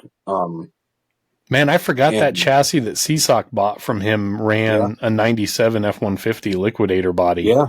It had like a military stencil font kind of for Liquidator and a vaguely camouflage paint job. Yeah, that 97, that was, I want to say that was only that. I don't know if it ran in 97. It definitely ran in 98 and 99. That body, that was kind of, I remember when I saw that truck come out, I was like, oh wow, that's a different body, because I always liked that that early 90s Ford. Yeah, that's one of my favorite monster truck bodies, even though I'm more of a Chevy guy back then. Lately, I don't really care. Just don't buy a new Toyota. Right. But yeah, the version that I was thinking of the best is that, I want to say the one that ran at Truck Fest. Yeah, I know what you mean. That early 90s Ford with the drippy letters and the green body. That, again, I don't know how much of that was trademarked Furniture Liquidators. That would be cool if somebody brought that back, like a New Jersey guy. Cough, cough, Sean Oblin, if you ever decide to put together another race truck. I know he's doing more with his kid now with the Zombie Hunter. Another great guy in monster trucks, by the way. Dude, I want to do, slight tangent here. I want to do a mythical, maybe it has to be done on, I don't play Rigs or Rods or Beam NG. I wish I had the time, but I have a full sim rig for Forza and I don't even have it out because I'm so busy with stuff. But I want to see a field of trucks that are only these like obscure promotional bodies, like it's the Furniture Liquidator versus the Price Crusher, and then the next round it's Purina Mainstay Dog Food taking on Firestone Wilderness. It's nothing but like kind of dry, not maybe the most interesting sponsors on stuff, but it'd still be badass. And not one of my favorite bodies. I didn't hate it by any means, but shout out to the Team Goey Dodge Barefoot body that ran in Monster Wars. That's a local car dealership in the Albany area, and they had that on Barefoot. I don't know what other shows, because I don't know if you remember that one at Lebanon Valley. It said Team Goey in bigger letters than Barefoot on the side. I didn't even notice that. I'm gonna have to look that up, man. So I noticed that because it was a local show, and Team Goey Dodge used to sponsor the monster trucks there. I want to say for 20 years. It was the Team Goey Dodge Summer Nationals. Wow. So it made it onto that Monster Wars episode, that same one where Gravedigger flipped going into turn number 1 after beating UFO. And it was in the yearbook, one of the stories in 93 or 94, the Monster Wars yearbook, one of the recaps of the season. The back of one of the pages, like with writing on it, was a huge picture of that Goey Dodge Barefoot. So again, like you were saying, a pack of trucks that is just those specific bodies. Like hyper local sponsorship stuff, Yes. Stuff that like only one person remembers from 30 years ago. But it was still a thing back then. Again, it's not necessarily, I don't know, I don't want to say this is one of my favorite bodies, but one that really stuck out is Blue Ribbon Bandit. Tony Farrell ran that as his first foray into monster trucks, because he used to be big into mud racing before he had the Wild Thing. And if you remember Digger Domination, that VHS, yep. One of the trucks there is Blue Ribbon Bandit, and he had it painted the same as his mud racer. And that was actually the Kodiak truck that he purchased from Bendler, but it was just a real clean blue and silver Chevy body. It looked really good. It was just one of those like classic monster truck bodies that, came to do business every time you saw it. That was a dramatic departure when he switched from that to Wild Thing. Yes. Here's a classic Chevy truck, and now we have a skull wearing a pair sunglasses. That's a honey, we need to spice things up in the bedroom moment in his monster truck career right there. Like, yeah, that's the suburban dad that goes from having a Chevy Impala and then comes home with a Corvette. Yeah, exactly. I traded in the Pontiac Aztek, and we now have a Corvette C6. Yes. Side note, as being a former GM auto tech, the Pontiac Aztek and Buick Rendezvous, absolutely zero love for those vehicles. How did you go from being a GM tech to a nurse? You just really like working on broken stuff. Yeah, I think that's it. I decided after about 5 or 7 years that I'm not doing this for the rest of my life. Yeah. Being a flat rate tech is rough, and it seems like it's only gotten worse. So actually my dad was a respiratory therapist. He's retired now. And he's like, you ought to check out being a nurse. Like, good. It's a good job. So I got a job as a tech, they call him, or assistant. And I was like, I could probably do this. So I went to school for it, and yeah, definitely a big career change.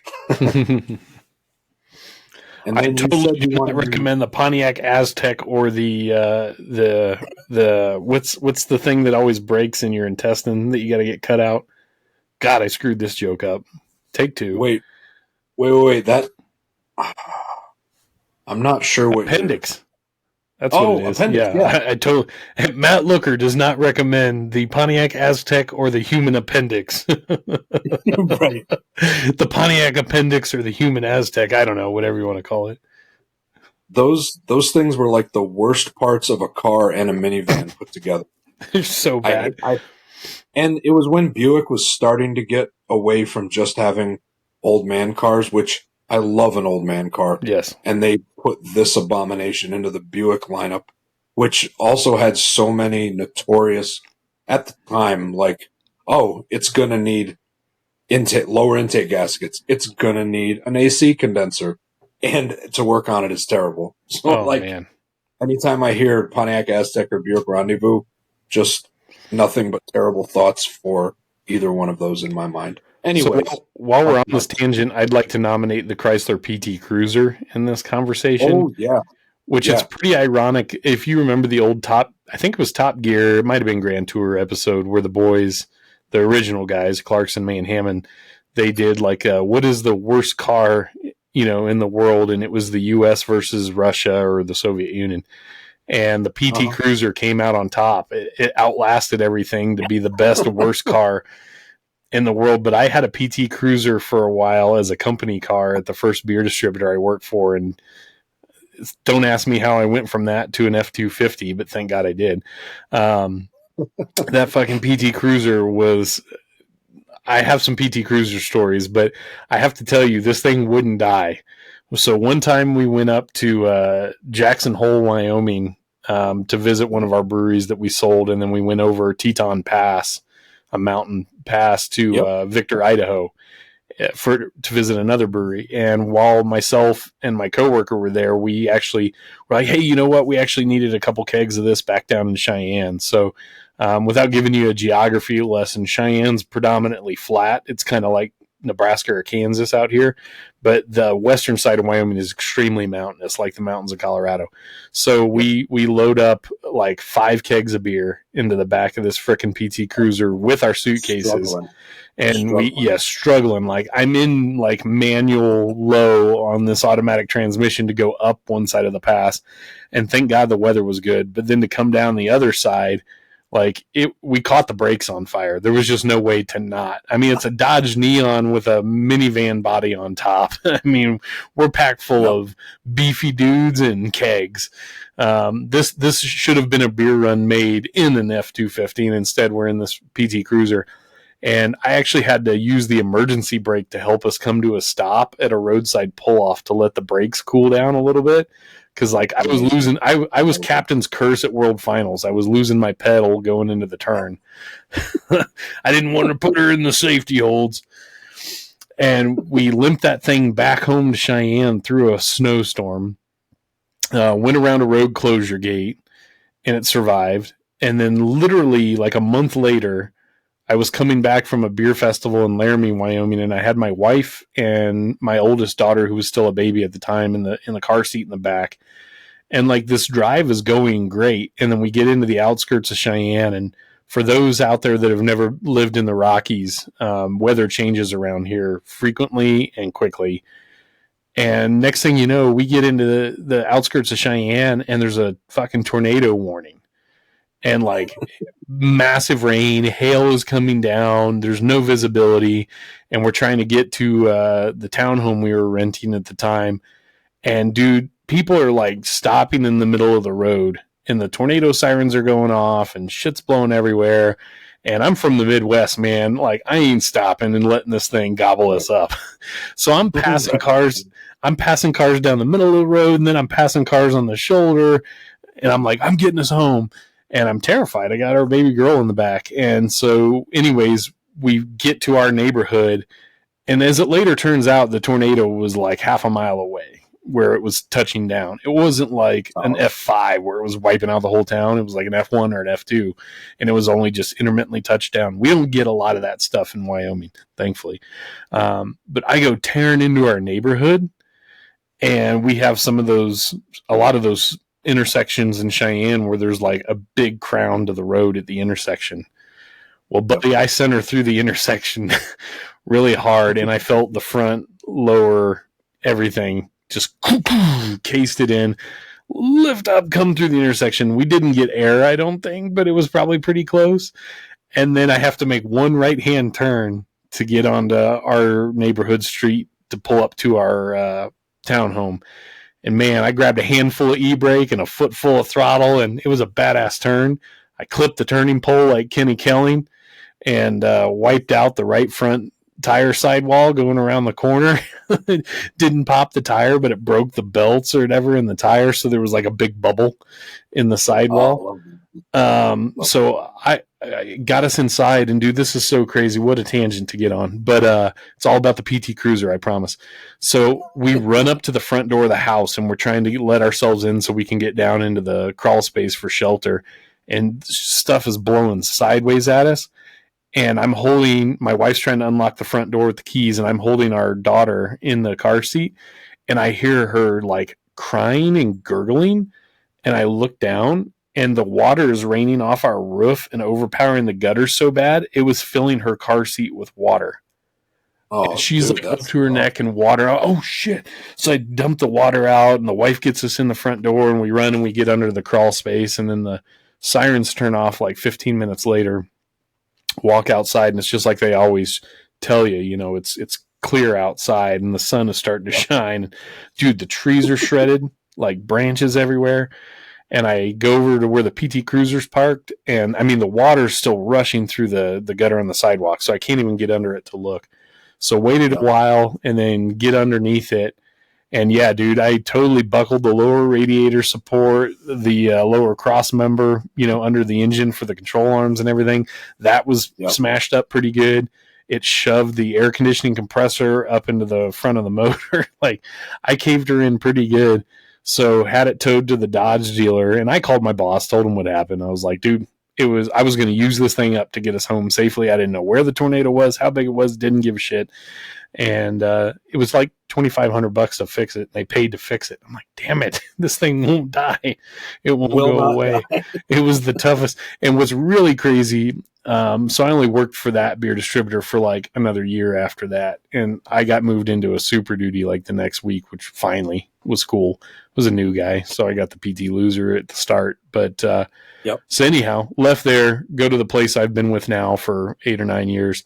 But that thing continued to live and be driven by people low on the totem pole for like 2 or 3 more years after I thought I used it up. So all I can think to myself is Chrysler might have missed the boat joining the World Rally Championship with the PT Cruiser as their chosen challenger. So that's anyways, funny. I totally made that about myself there for a second, but that's my PT Cruiser story. And that's a good one, man. And that's scary being a first time parent with that happening. That was a wild day, dude. I woke up in Laramie, the sun's shining. We just had a great brew fest the day before. Let's take a leisurely drive home with my wife and new baby. And by the end of the day, I'm Ken Block, Gymkhana 7, High Plains Tornado. Like, man. All right, so did we determine what your number one throwback body was now, finally? I'm not sure what my number one is. We're building up to it here. Oh, man, got the drum rolling. Yeah. And everything. Man, I don't know what my number one is. Oh, Jesus. You know what? We're going to go in a different direction. I'm going to pick one that did not fit like the others, because all of those 5 were about standing out from the track.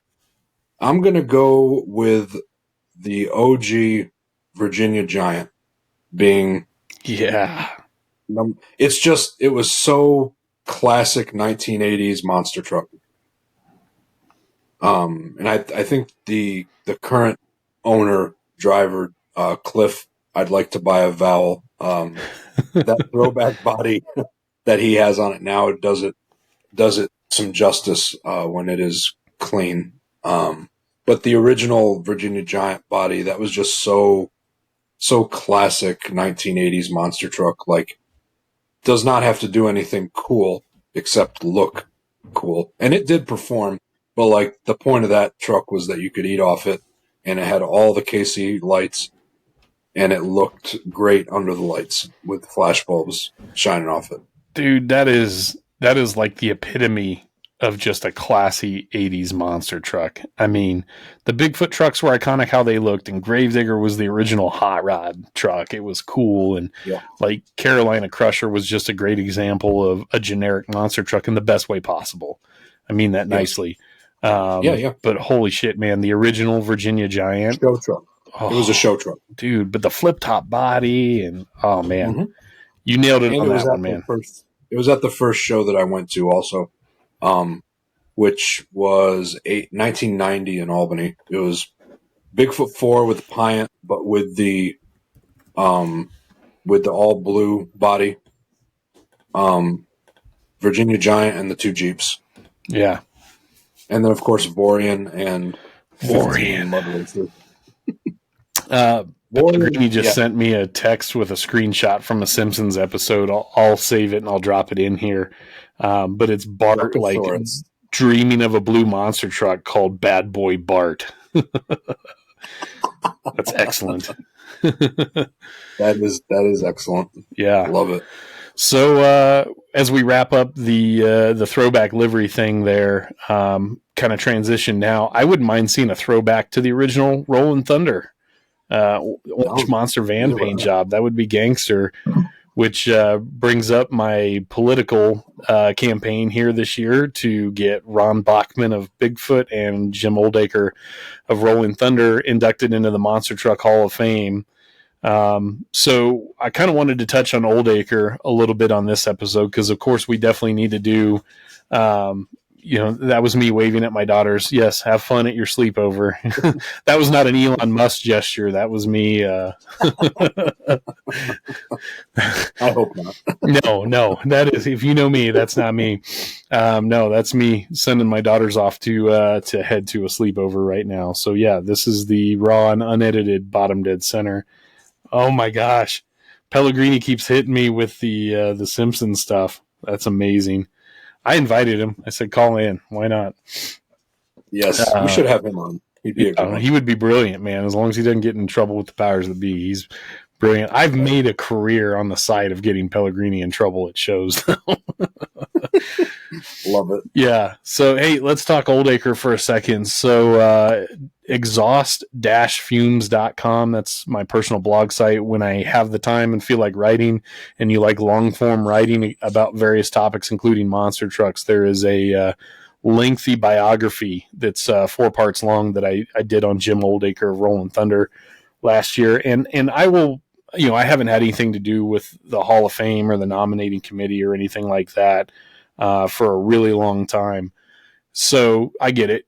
People can tell me to shove my opinion up my ass. But as I not even started, but just like as we're working through this note-taking and interviewing procedure with Oldaker, we spent a lot of time on the phone last summer because I wanted this to be a definitive piece on him and really tell his story. There was so much that I didn't know, about Jim Oldaker. So for those out there listening that maybe aren't, super big time readers, and I totally get that. I've been encouraged to do like a video version, like a video audio book version of my Oldaker biography. And if I ever have the time to do the visuals to go with it, I would like to try and do that. But let's just kind of go through some of his story. And this is just totally off the top of my head here. But, he comes up as a young man, and he's living in Southern California. He was from Oklahoma originally, and then mom and dad moved him out, to the LA area and stuff. And he grew up riding motorcycles and things like that out there. And then his best friend, they were getting into motocross stuff and all that. Well, then his best friend moves out to Kansas. So he's like, well, I'll move out there with my best friend. So he moves out that way, and he had a pretty decent motocross side gig going out there. Had some sponsorship from a local motorcycle dealer. I can't remember if it was like Yamaha or Honda or Suzuki, whichever one it was. But, he had a van, that he hauled his bikes around in, and had a pretty good motocross riding gig going. And then he was also, working in a kind of like a factory or industrial job at the same time. Well, then he got hurt he actually got hurt on the job, moving like a 55-gallon drum of stuff. But that once he recovered from that, he kind of lost that job after that. So he lost the insurance coverage and the benefits and everything. And that impacted his body so bad he wasn't able to keep motocross riding. But then he had gotten into like custom vans and custom four-wheel drive stuff. And one thing led to another, and he bought a custom van that already had been built called Warlord 1, and then really kind of made that his own. Made some changes to it and things like that, but got hooked up with the Starbird family, with their car shows. So, Cliff Starbird's either his dad or his brother. I apologize off the top of my head. I can't remember the connection, but Daryl Starbird, who was just, an incredible name in the custom car world, and, had the van at the car shows and stuff like that. And then, he was partnered up with a guy back out in the LA area once he moved back out that way. And they had Streetable Customs was their custom van shop. And they built some really notable custom vans back then. They had Warlord 2, they had Ada's Enough, which was an 8-wheeled, custom van, and just a lot of cool customer work that they did on this stuff. And somebody had came into his shop one day and they had a magazine and it had Bigfoot in it. And he's like, man, you guys should really build one of these. And somehow they found out, down the road at this job site, there was an abandoned, essentially a 5-ton military truck, right? It was a water truck, I think, this particular model. And they found this thing was there and could be had for a steal because it had been burned up in like a union riot or something, or like a protest type thing. So anyhow, he's, gets a hold of this thing, and they're trying to build a monster truck on a budget, and they love vans. So, I mean, shocker, one thing leads to another. A van body ends up on top of this, running gear and framework and everything like that. And that is to become Rollin Thunder. But around the same time, Bob Chandler had Bigfoot, at the LA Sports Arena. I want to say that's the venue it was, for US Hot Rod's first ever event there. So of course they brought in the firepower, Cyclops to run through the mud bog, and the early version of the Bud Boss before it was the Bud Boss. I think it was just called the Boss.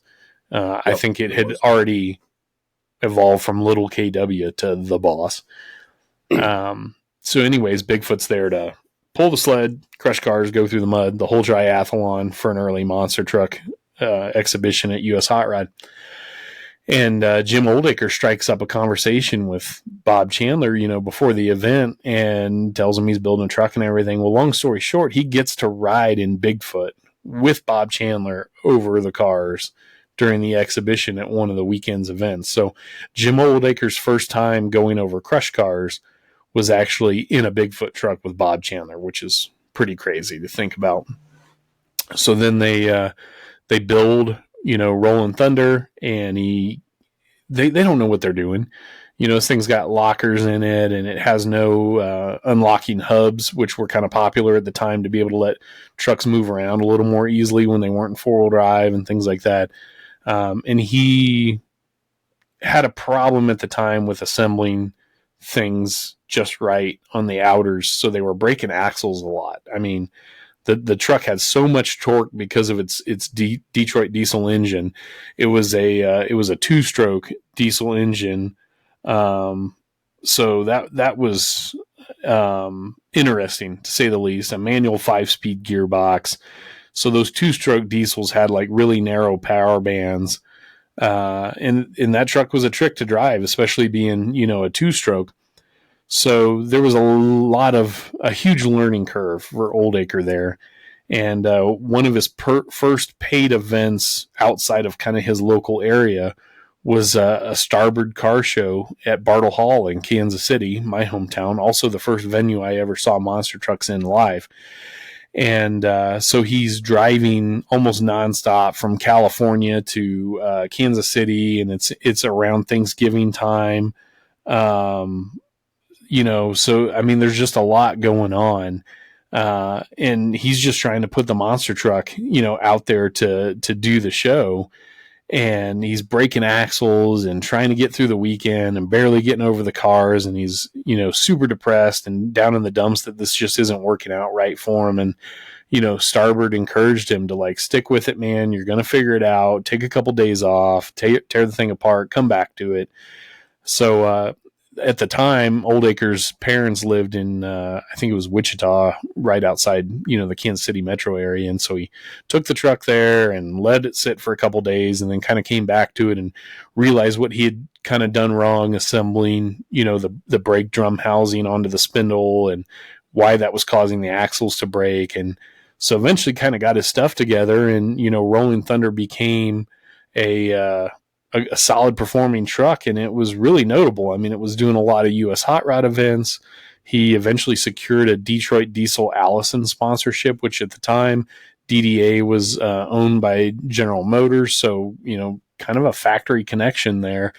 And they were building Rollin Thunder 2 in the background that was going to have an Allison automatic transmission and a better Detroit engine in it, and it was going to have this really cool kind of like articulated flip top van body that would, it was cut in half, and it would raise up in the back and reveal the big, rear engine arrangement for this new diesel engine and things like that.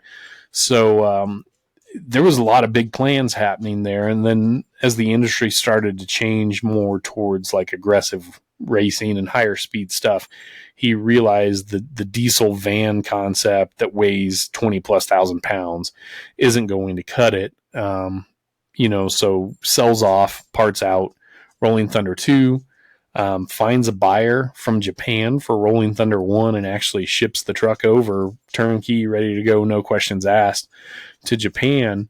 And then lands a gig around the same time driving for Bob Chandler as a sort of fill-in.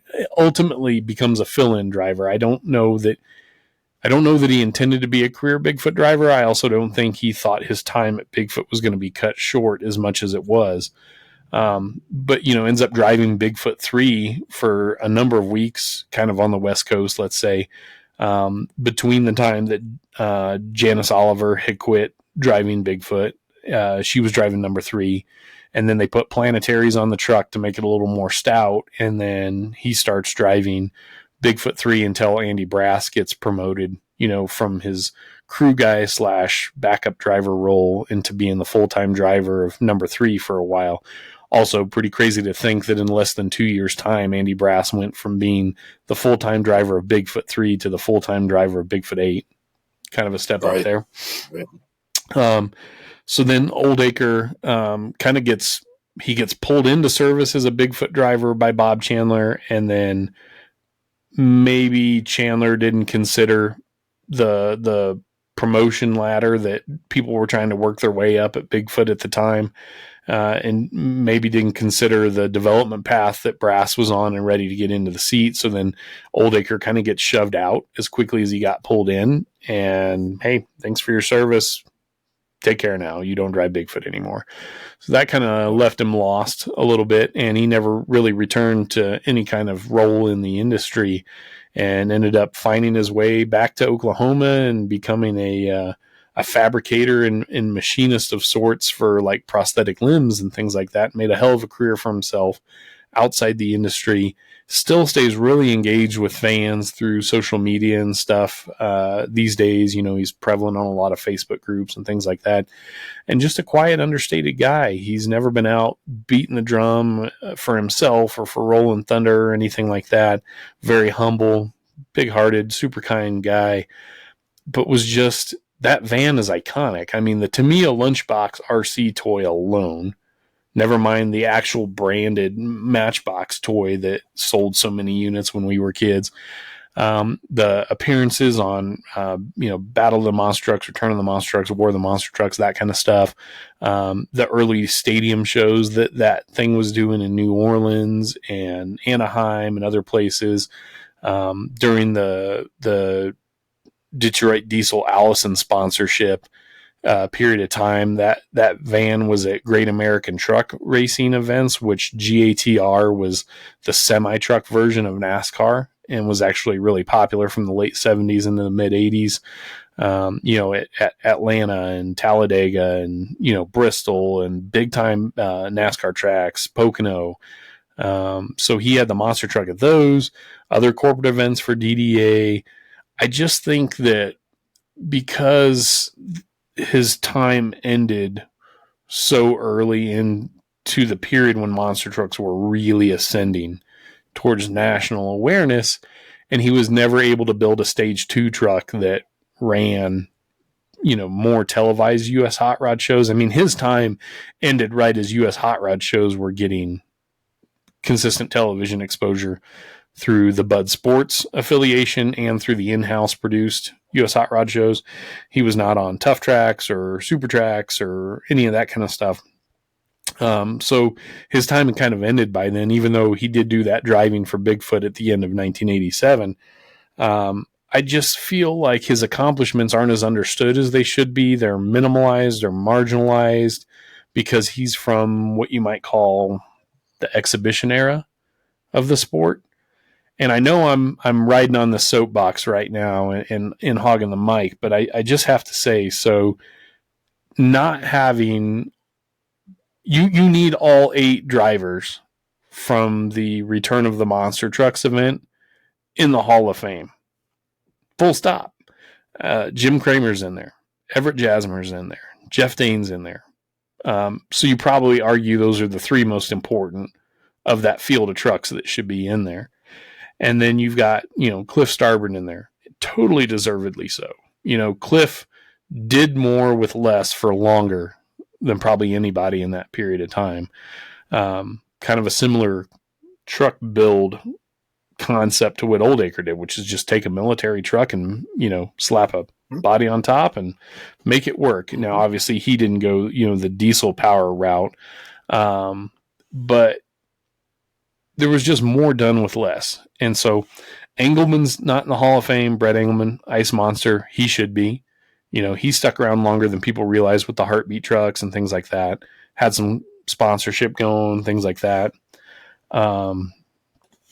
So, I'm getting more updates from Andrew right now on Simpsons stuff. He's, God love him. I'm trying to get him to join. But so anyhow, back to Return of the Monster Truck. So, Brett Engelman's not in. Jim Oldaker's not in. And you've got Bigfoot in there with Kramer. You've got Everett in there with USA 1. You've got Jeff Dane in. Is Dabney in? I should know that probably. But, I mean, if Kirk Dabney's not in the Hall of Fame already, which I'm sure he probably is, but he would be a shoe-in. So you start winding it down. It's like, how is the most iconic televised monster truck race of all time, possibly the single most important monster truck race of all time? I just don't understand how that whole field isn't in the Hall of Fame by now. And certainly the accomplishments of guys like Brett Engelman and Jim Oldaker are more than deserving to find their place in the Hall of Fame, because they were just super important in that developmental period of time in the monster truck industry. So I'll step off the soapbox for a second, but Looker, I'd like to get your opinion and disagree with me by all means. If you do, it's not a challenge to your opinion. I'm saying I want to hear your opinion, but what are your thoughts on, Jim Oldaker from Rolling Thunder not being in the Hall of Fame yet? So I'll say this to start. If you're like me, when you first heard of Jim Oldaker and Rollin Thunder and someone said, this guy should be in the Hall of Fame, you probably thought in your mind, really? But then if you spend a few minutes, I'll give you credit to bringing his story to life, because honestly, I didn't really know much about him. Mm-hmm. But once you realize his involvement in the industry, he should be. Totally. The truck was iconic, and like you said, the original Battle of Monster Trucks, that I think all those drivers should be in it, not just because they were a part of that show, but if you look at all of them individually, they should be. He had, like you said, a factory sponsorship on a monster truck at the times where they were not serious competitive vehicles. That's a big thing. Pioneering diesels in that, well, not pioneering, Jeff Dane would probably be upset about that. Well, I mean, that's one. Jeff Dane might be the original pioneer of diesel technology, but hell, he had already moved on from it when. So, if anything, Oldaker was helping pioneer diesel. I think that's fair to say. And yeah, and like you said, the lunchbox toy RC truck, iconic, and so many people know about that. As an aside, he was the first monster truck that was ever at West Lebanon with the Great American Truck Races. Mm-hmm. I had saw a picture of Rollin Thunder being tired up in the infield, and I was like, well, that's definitely Lebanon Valley. So I actually reached out to him on Facebook and asked what that was about. And he told me that he was there, I forget the year, mid or early 80s with the Great American Truck Racing. So that's kind of local monster truck lore, kind of cool. He was the first monster truck. And to go from the West Coast to have to go all the way out to upstate New York. That's kind of a haul. Dude, they got around so much with that truck. And look, if Jim Oldaker's not in the Hall of Fame because of ignorance, and I don't use ignorance in a mean way, I'm saying if you just happen to not know enough about him, fair play. Let's learn more about him. Let's try and talk about this stuff more. If somebody was to, block him from getting in or not claim that he's not worthy of getting in, that's just bullshit. That's like not putting Rush and Iron Maiden in the Rock and Roll Hall of Fame. Like, whatever your opinion is of the Hall of Fame, be it monster trucks or rock and roll, if you can't admit that Rush and Iron Maiden or that Jim Oldaker and Brett Engelman aren't accomplished enough to be in the Hall of Fame, then I question your credentials, having a say in it. Yeah, I think he was a pioneer in the sport, and he might not have had the longevity of other drivers, but we're not saying he's the most important person to monster trucks, but he does belong in a Hall of Fame. And driving for Bigfoot should cement his role as a monster truck driver and not just a guy that was involved. That totally kind of completes it. I did a video companion.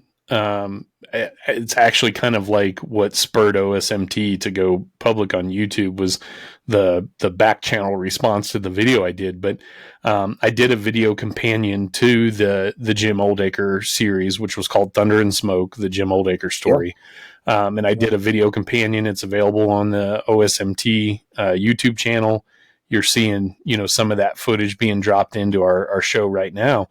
And he kicked ass in Bigfoot 3 at the exhibition stuff he was doing with it. I actually don't know that he ever got to race the truck competitively, but I can assure you, and these videos came from Jim's collection. He was kind enough to share those with me.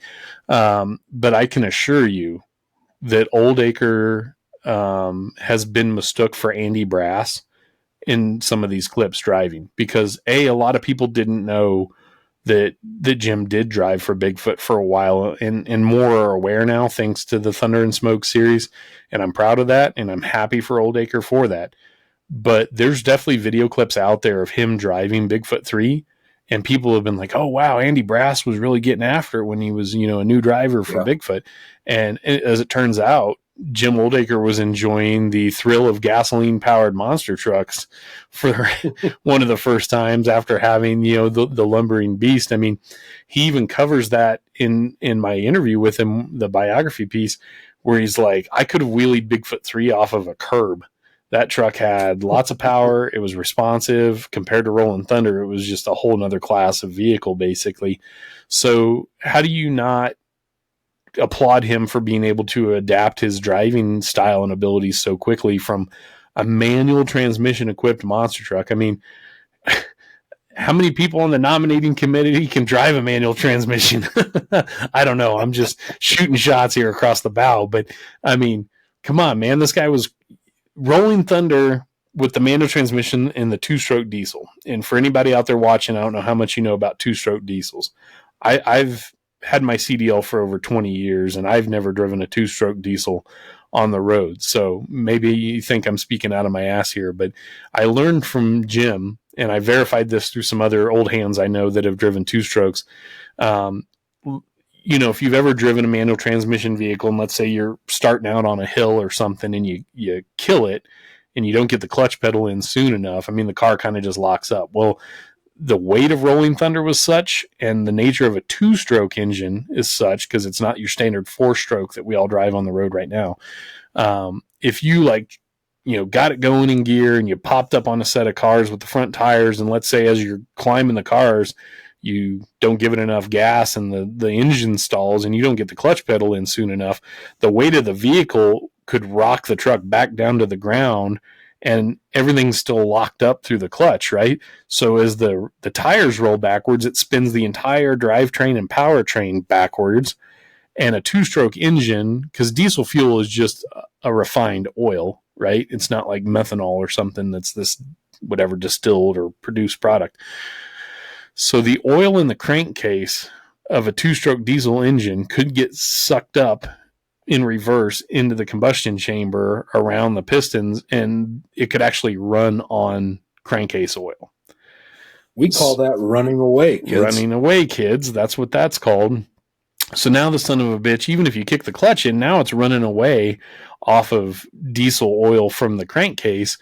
And that's why 2-stroke diesel engines like this one had emergency shutoff switches to choke off, the intake on the vehicle, and to just totally back up this reverse combustion so it couldn't just keep running away, because otherwise you literally have a diesel engine running away. So there's actually a legitimate safety concern on top of just being able to perform with a vehicle like that. So, he had more of an animal on his hands, I think, as a driver than maybe people realize.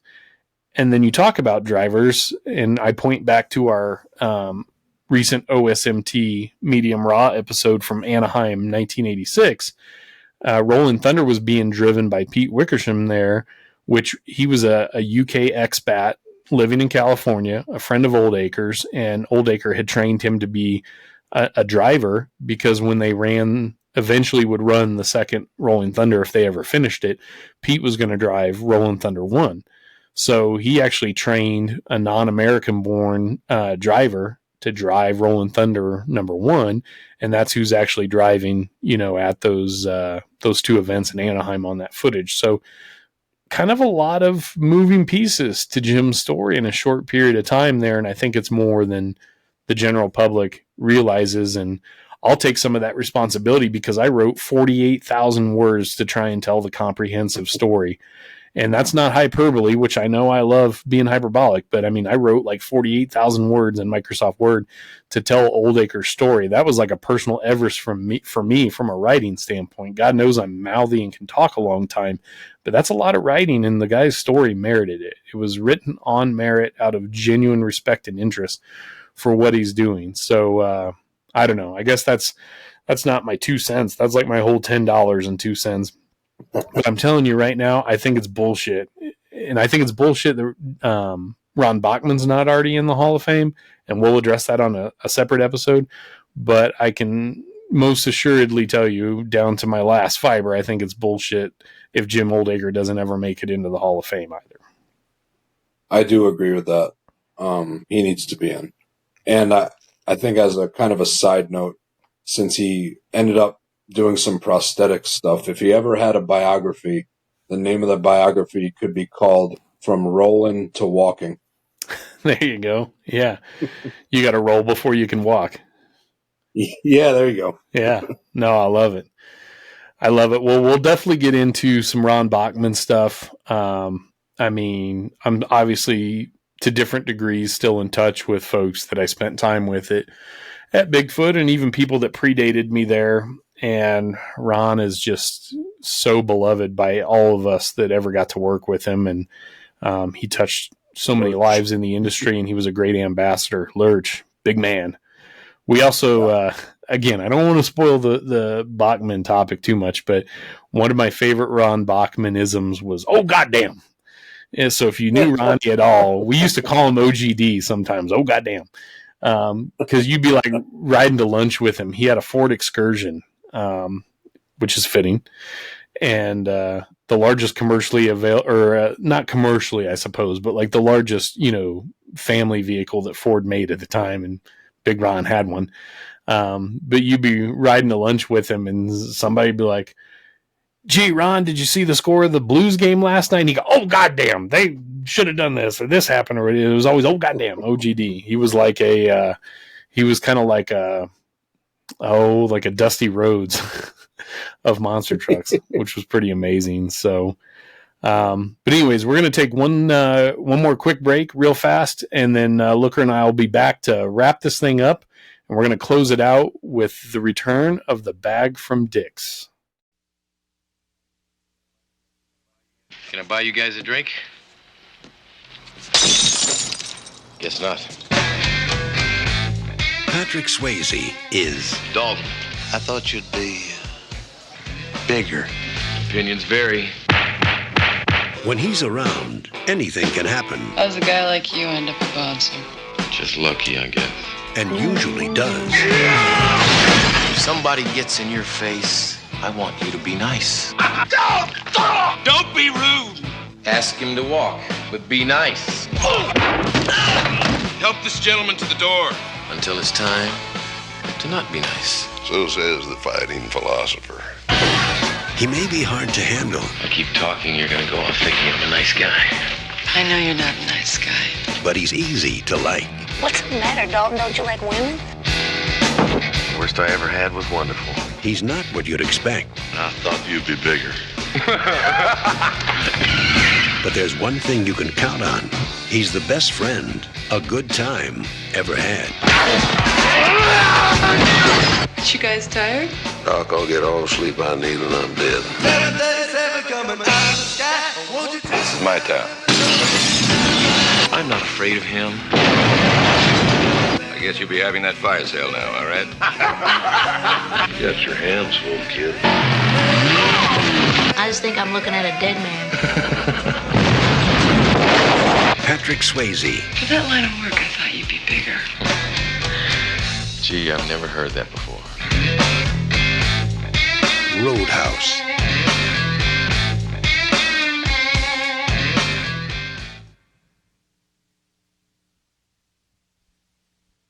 Okay, back from our final break there.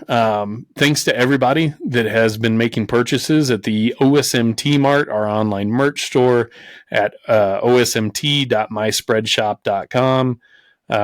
Hey, man, it's not Gucci. It's not Tommy Hilfiger. It's just some low-grade monster truck shit made for fun to help support OSMT. As always, our YouTube and Instagram channels are not monetized in any way.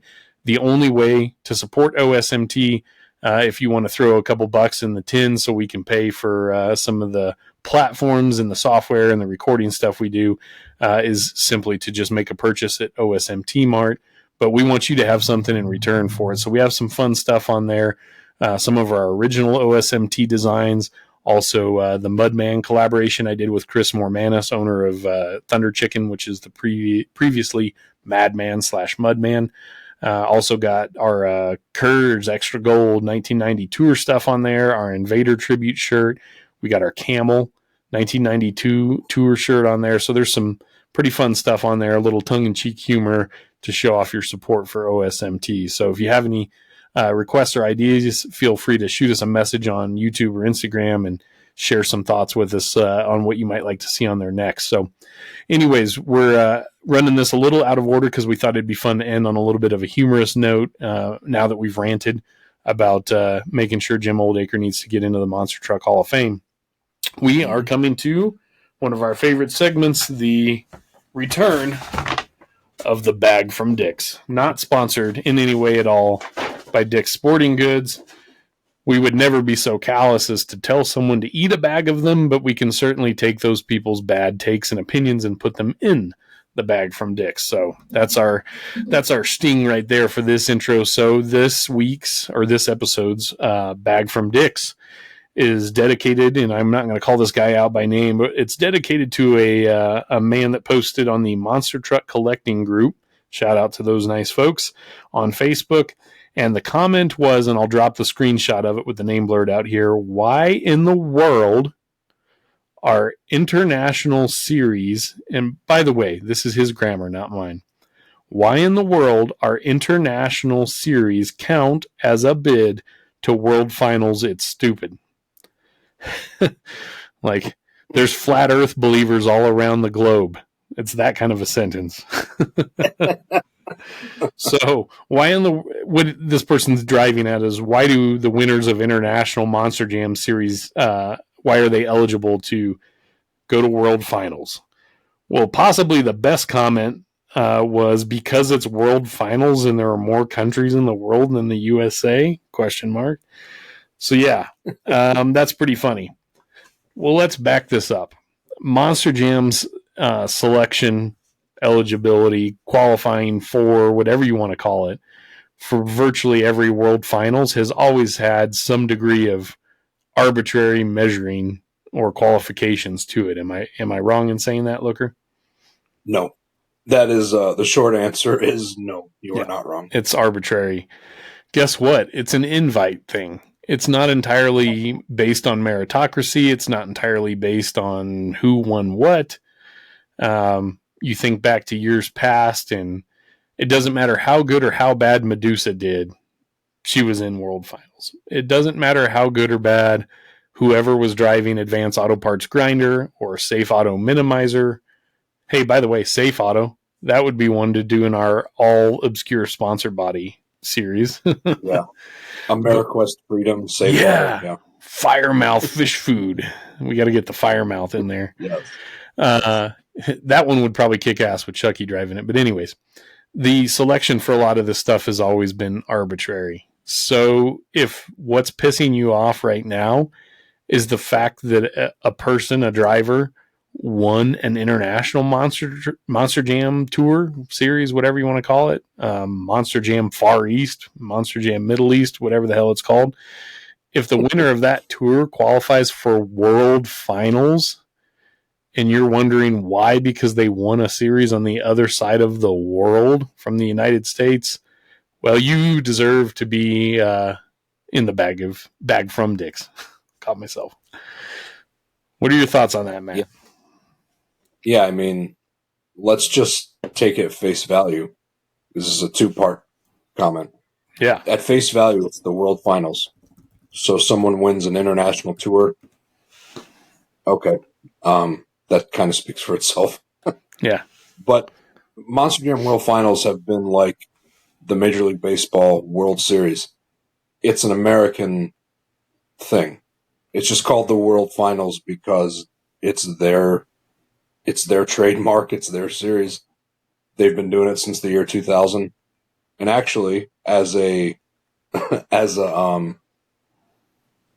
archived thing, I guess if you want to call it, the 1992 event at Rosemont Horizon was called the World Finals. Mm-hmm.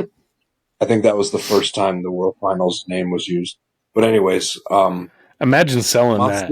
It's all come down to this. 7 shows in 3 days at the smallest venue in Chicagoland. This is the World Finals. Yes.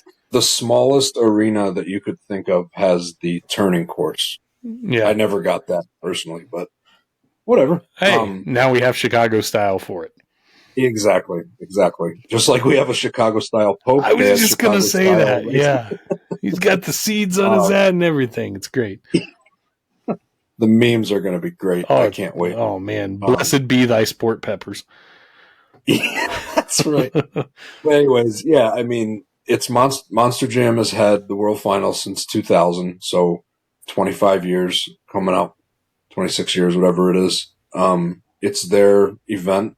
They call it World Finals because they're the pinnacle of monster trucks in the States, and the States they're the original monster trucks, right? In the United States. They're the biggest series in the world. They call it the World Finals, whatever. It's not a big deal. Yeah. It just kind of is what it is. I mean, you could call it Monster Jam good ass time at whatever venue we booked for this season. Right. And it's still cool. Right. The GAT. Who's going to the GAT this year? Yeah. The good ass time. Yeah. Yeah. I mean, it's kind of the same logic of people that get upset when multiple gravediggers go to the World Finals. I never really understood that. I think if somebody spends all first quarter driving a truck, they should be able to drive that truck in the event that could make them a world champion. I like the different bodies for gravediggers. I do think that's cool. I think that kind of thinking of being upset or thinking it's stupid that an international series champion goes to the world finals is the same kind of logic that would make you upset that multiple trucks of the same name go to the event when those trucks have won their respective series. I don't know who this guy is, but if he was not, he probably wasn't alive in the 80s. But if he was alive in the 80s, he'd be the guy, I don't know, what was the equivalent in 1989 of a Facebook group? Like, would he be bitching on a community message board by handwriting notes that it's bullshit that the Bigfoot family reunion was only Bigfoot trucks? Like, okay. Right.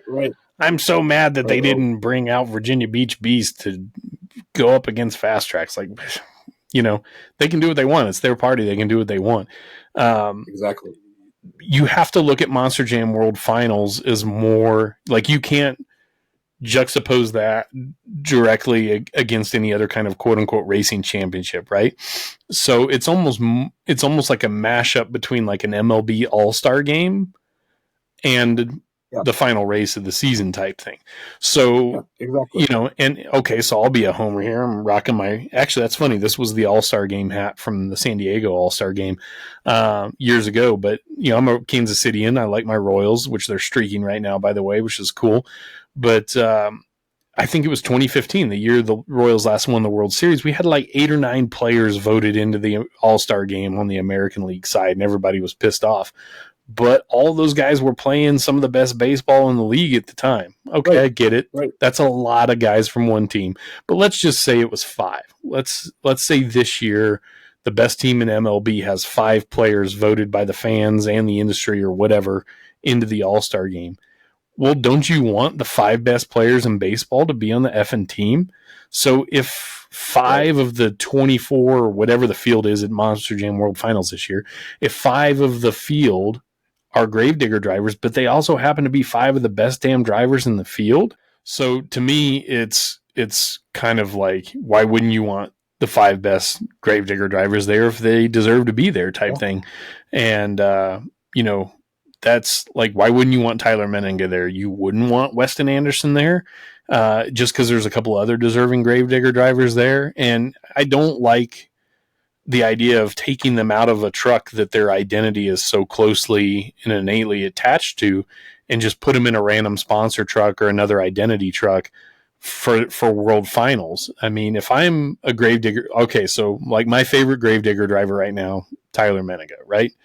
He likes good beer. He's a metalhead, cool guy, amazing driver. Okay, fine. He's my favorite gravedigger driver right now. Well, if I drove my ass over to Salt Lake for world finals, I want to see Tyler in the truck that his identity is attached to. I don't want to see Tyler in a BKT tires truck.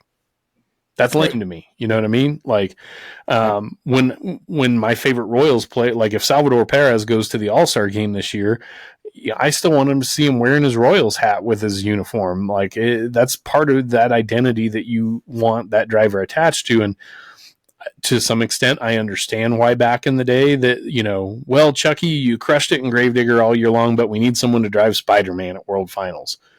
Okay, right. Fine. But it's just not as iconic seeing Chucky drive a random truck at World Finals every year instead of being in the name that he helps make all year long by being a Gravedigger driver back in the day. So that's just kind of my thought on that. You know, I have no problem with however many of what is out there on the track. I mean, by the time freestyle happens anyways, bodies are going to be shredded and it's really just a big roll cage out there blasting around doing cool stuff. Now, to add to that, the positive is, like we talked about earlier in the show, I think Monster Jam is putting more of a focus, or at least more of a spotlight, on driver identity and driver personality and things like that.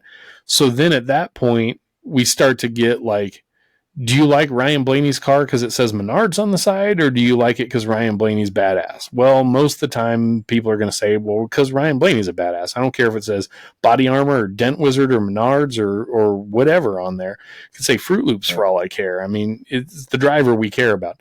So I think some of what Monster Jam is doing is, and the respective social media accounts these drivers have for themselves, is helping us put more focus on them. So at the end of the night, when World Finals racing is done, do we care? Let's say Tyler wins racing, all right, hypothetically.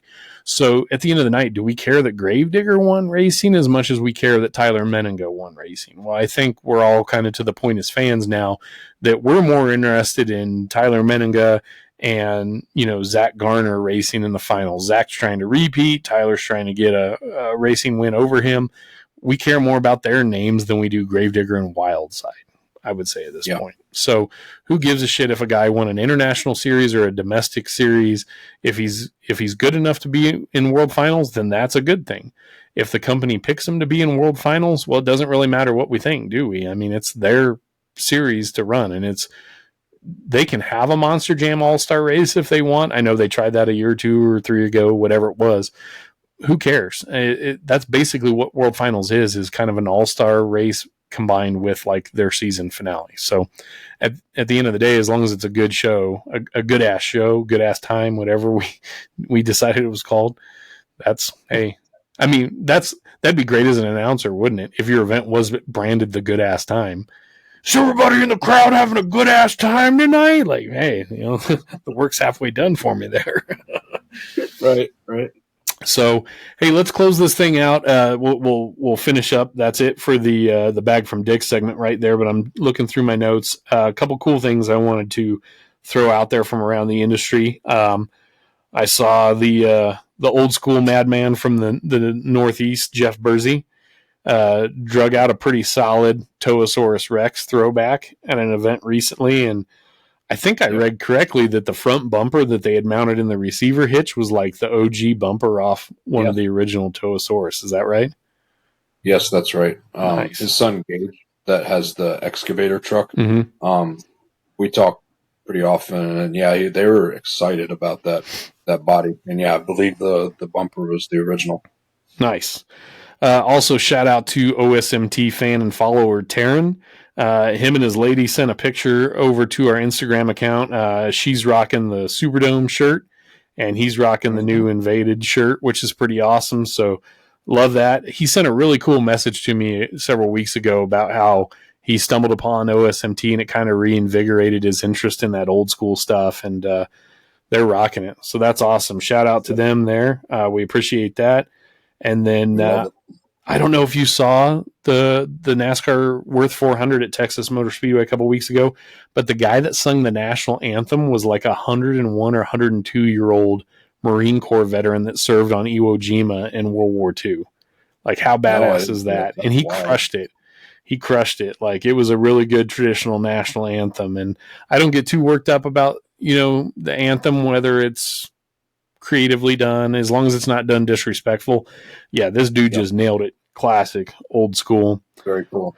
Very cool. Been a couple little heavy topics like this we've touched on this episode, but also wanted to send a shout out to John Borba on the West Coast. He was the founder of WGAS Motorsports. I mean, Borba, so we had a Borba event on Medium Raw earlier this year from Mile High Stadium in Denver, 1987. He was the mastermind and the moving force behind some of those big stadium shows that happened in Hawaii back in the day. And he's been a promoter on the West Coast for decades, literally. So they had a celebration of life for John Borba recently out there on the West Coast. He passed away in January of this year, but a renewed condolences to that family. We hadn't really debuted, I don't think, Bottom Dead Center yet when that had initially happened and he had passed away. But I saw the Playing for Keeps truck had a special Borba scheme on there. So we fully recognize that it's easy to forget about how important the West Coast scene has been for monster trucks over the decades, and John was certainly an extremely important part of that. So we wanted to send a shout out there to them as well for that. Let's see, what else did I have here in my notes?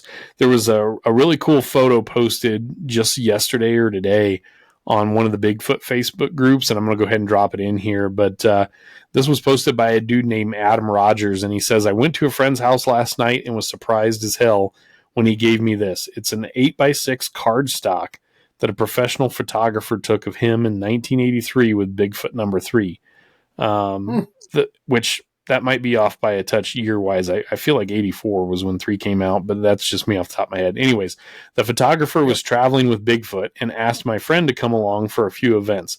The photographer has since passed, but I am going to try and contact the family to see if there's any more gold to be found. And so this picture of this gentleman, it's in an arena before the show.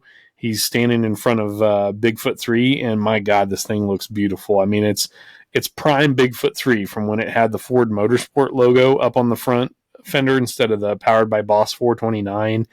Of course, it had the Boss motor in there.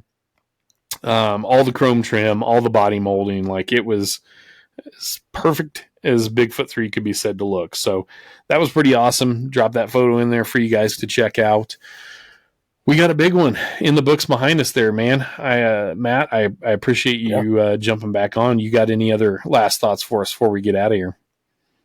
Nah, just, if you're a casual fan or a big fan that's never been involved in the industry, don't let the little things get you hung up and upset like an international winner being invited to the World Finals. Just try to enjoy the monster truck action that you see.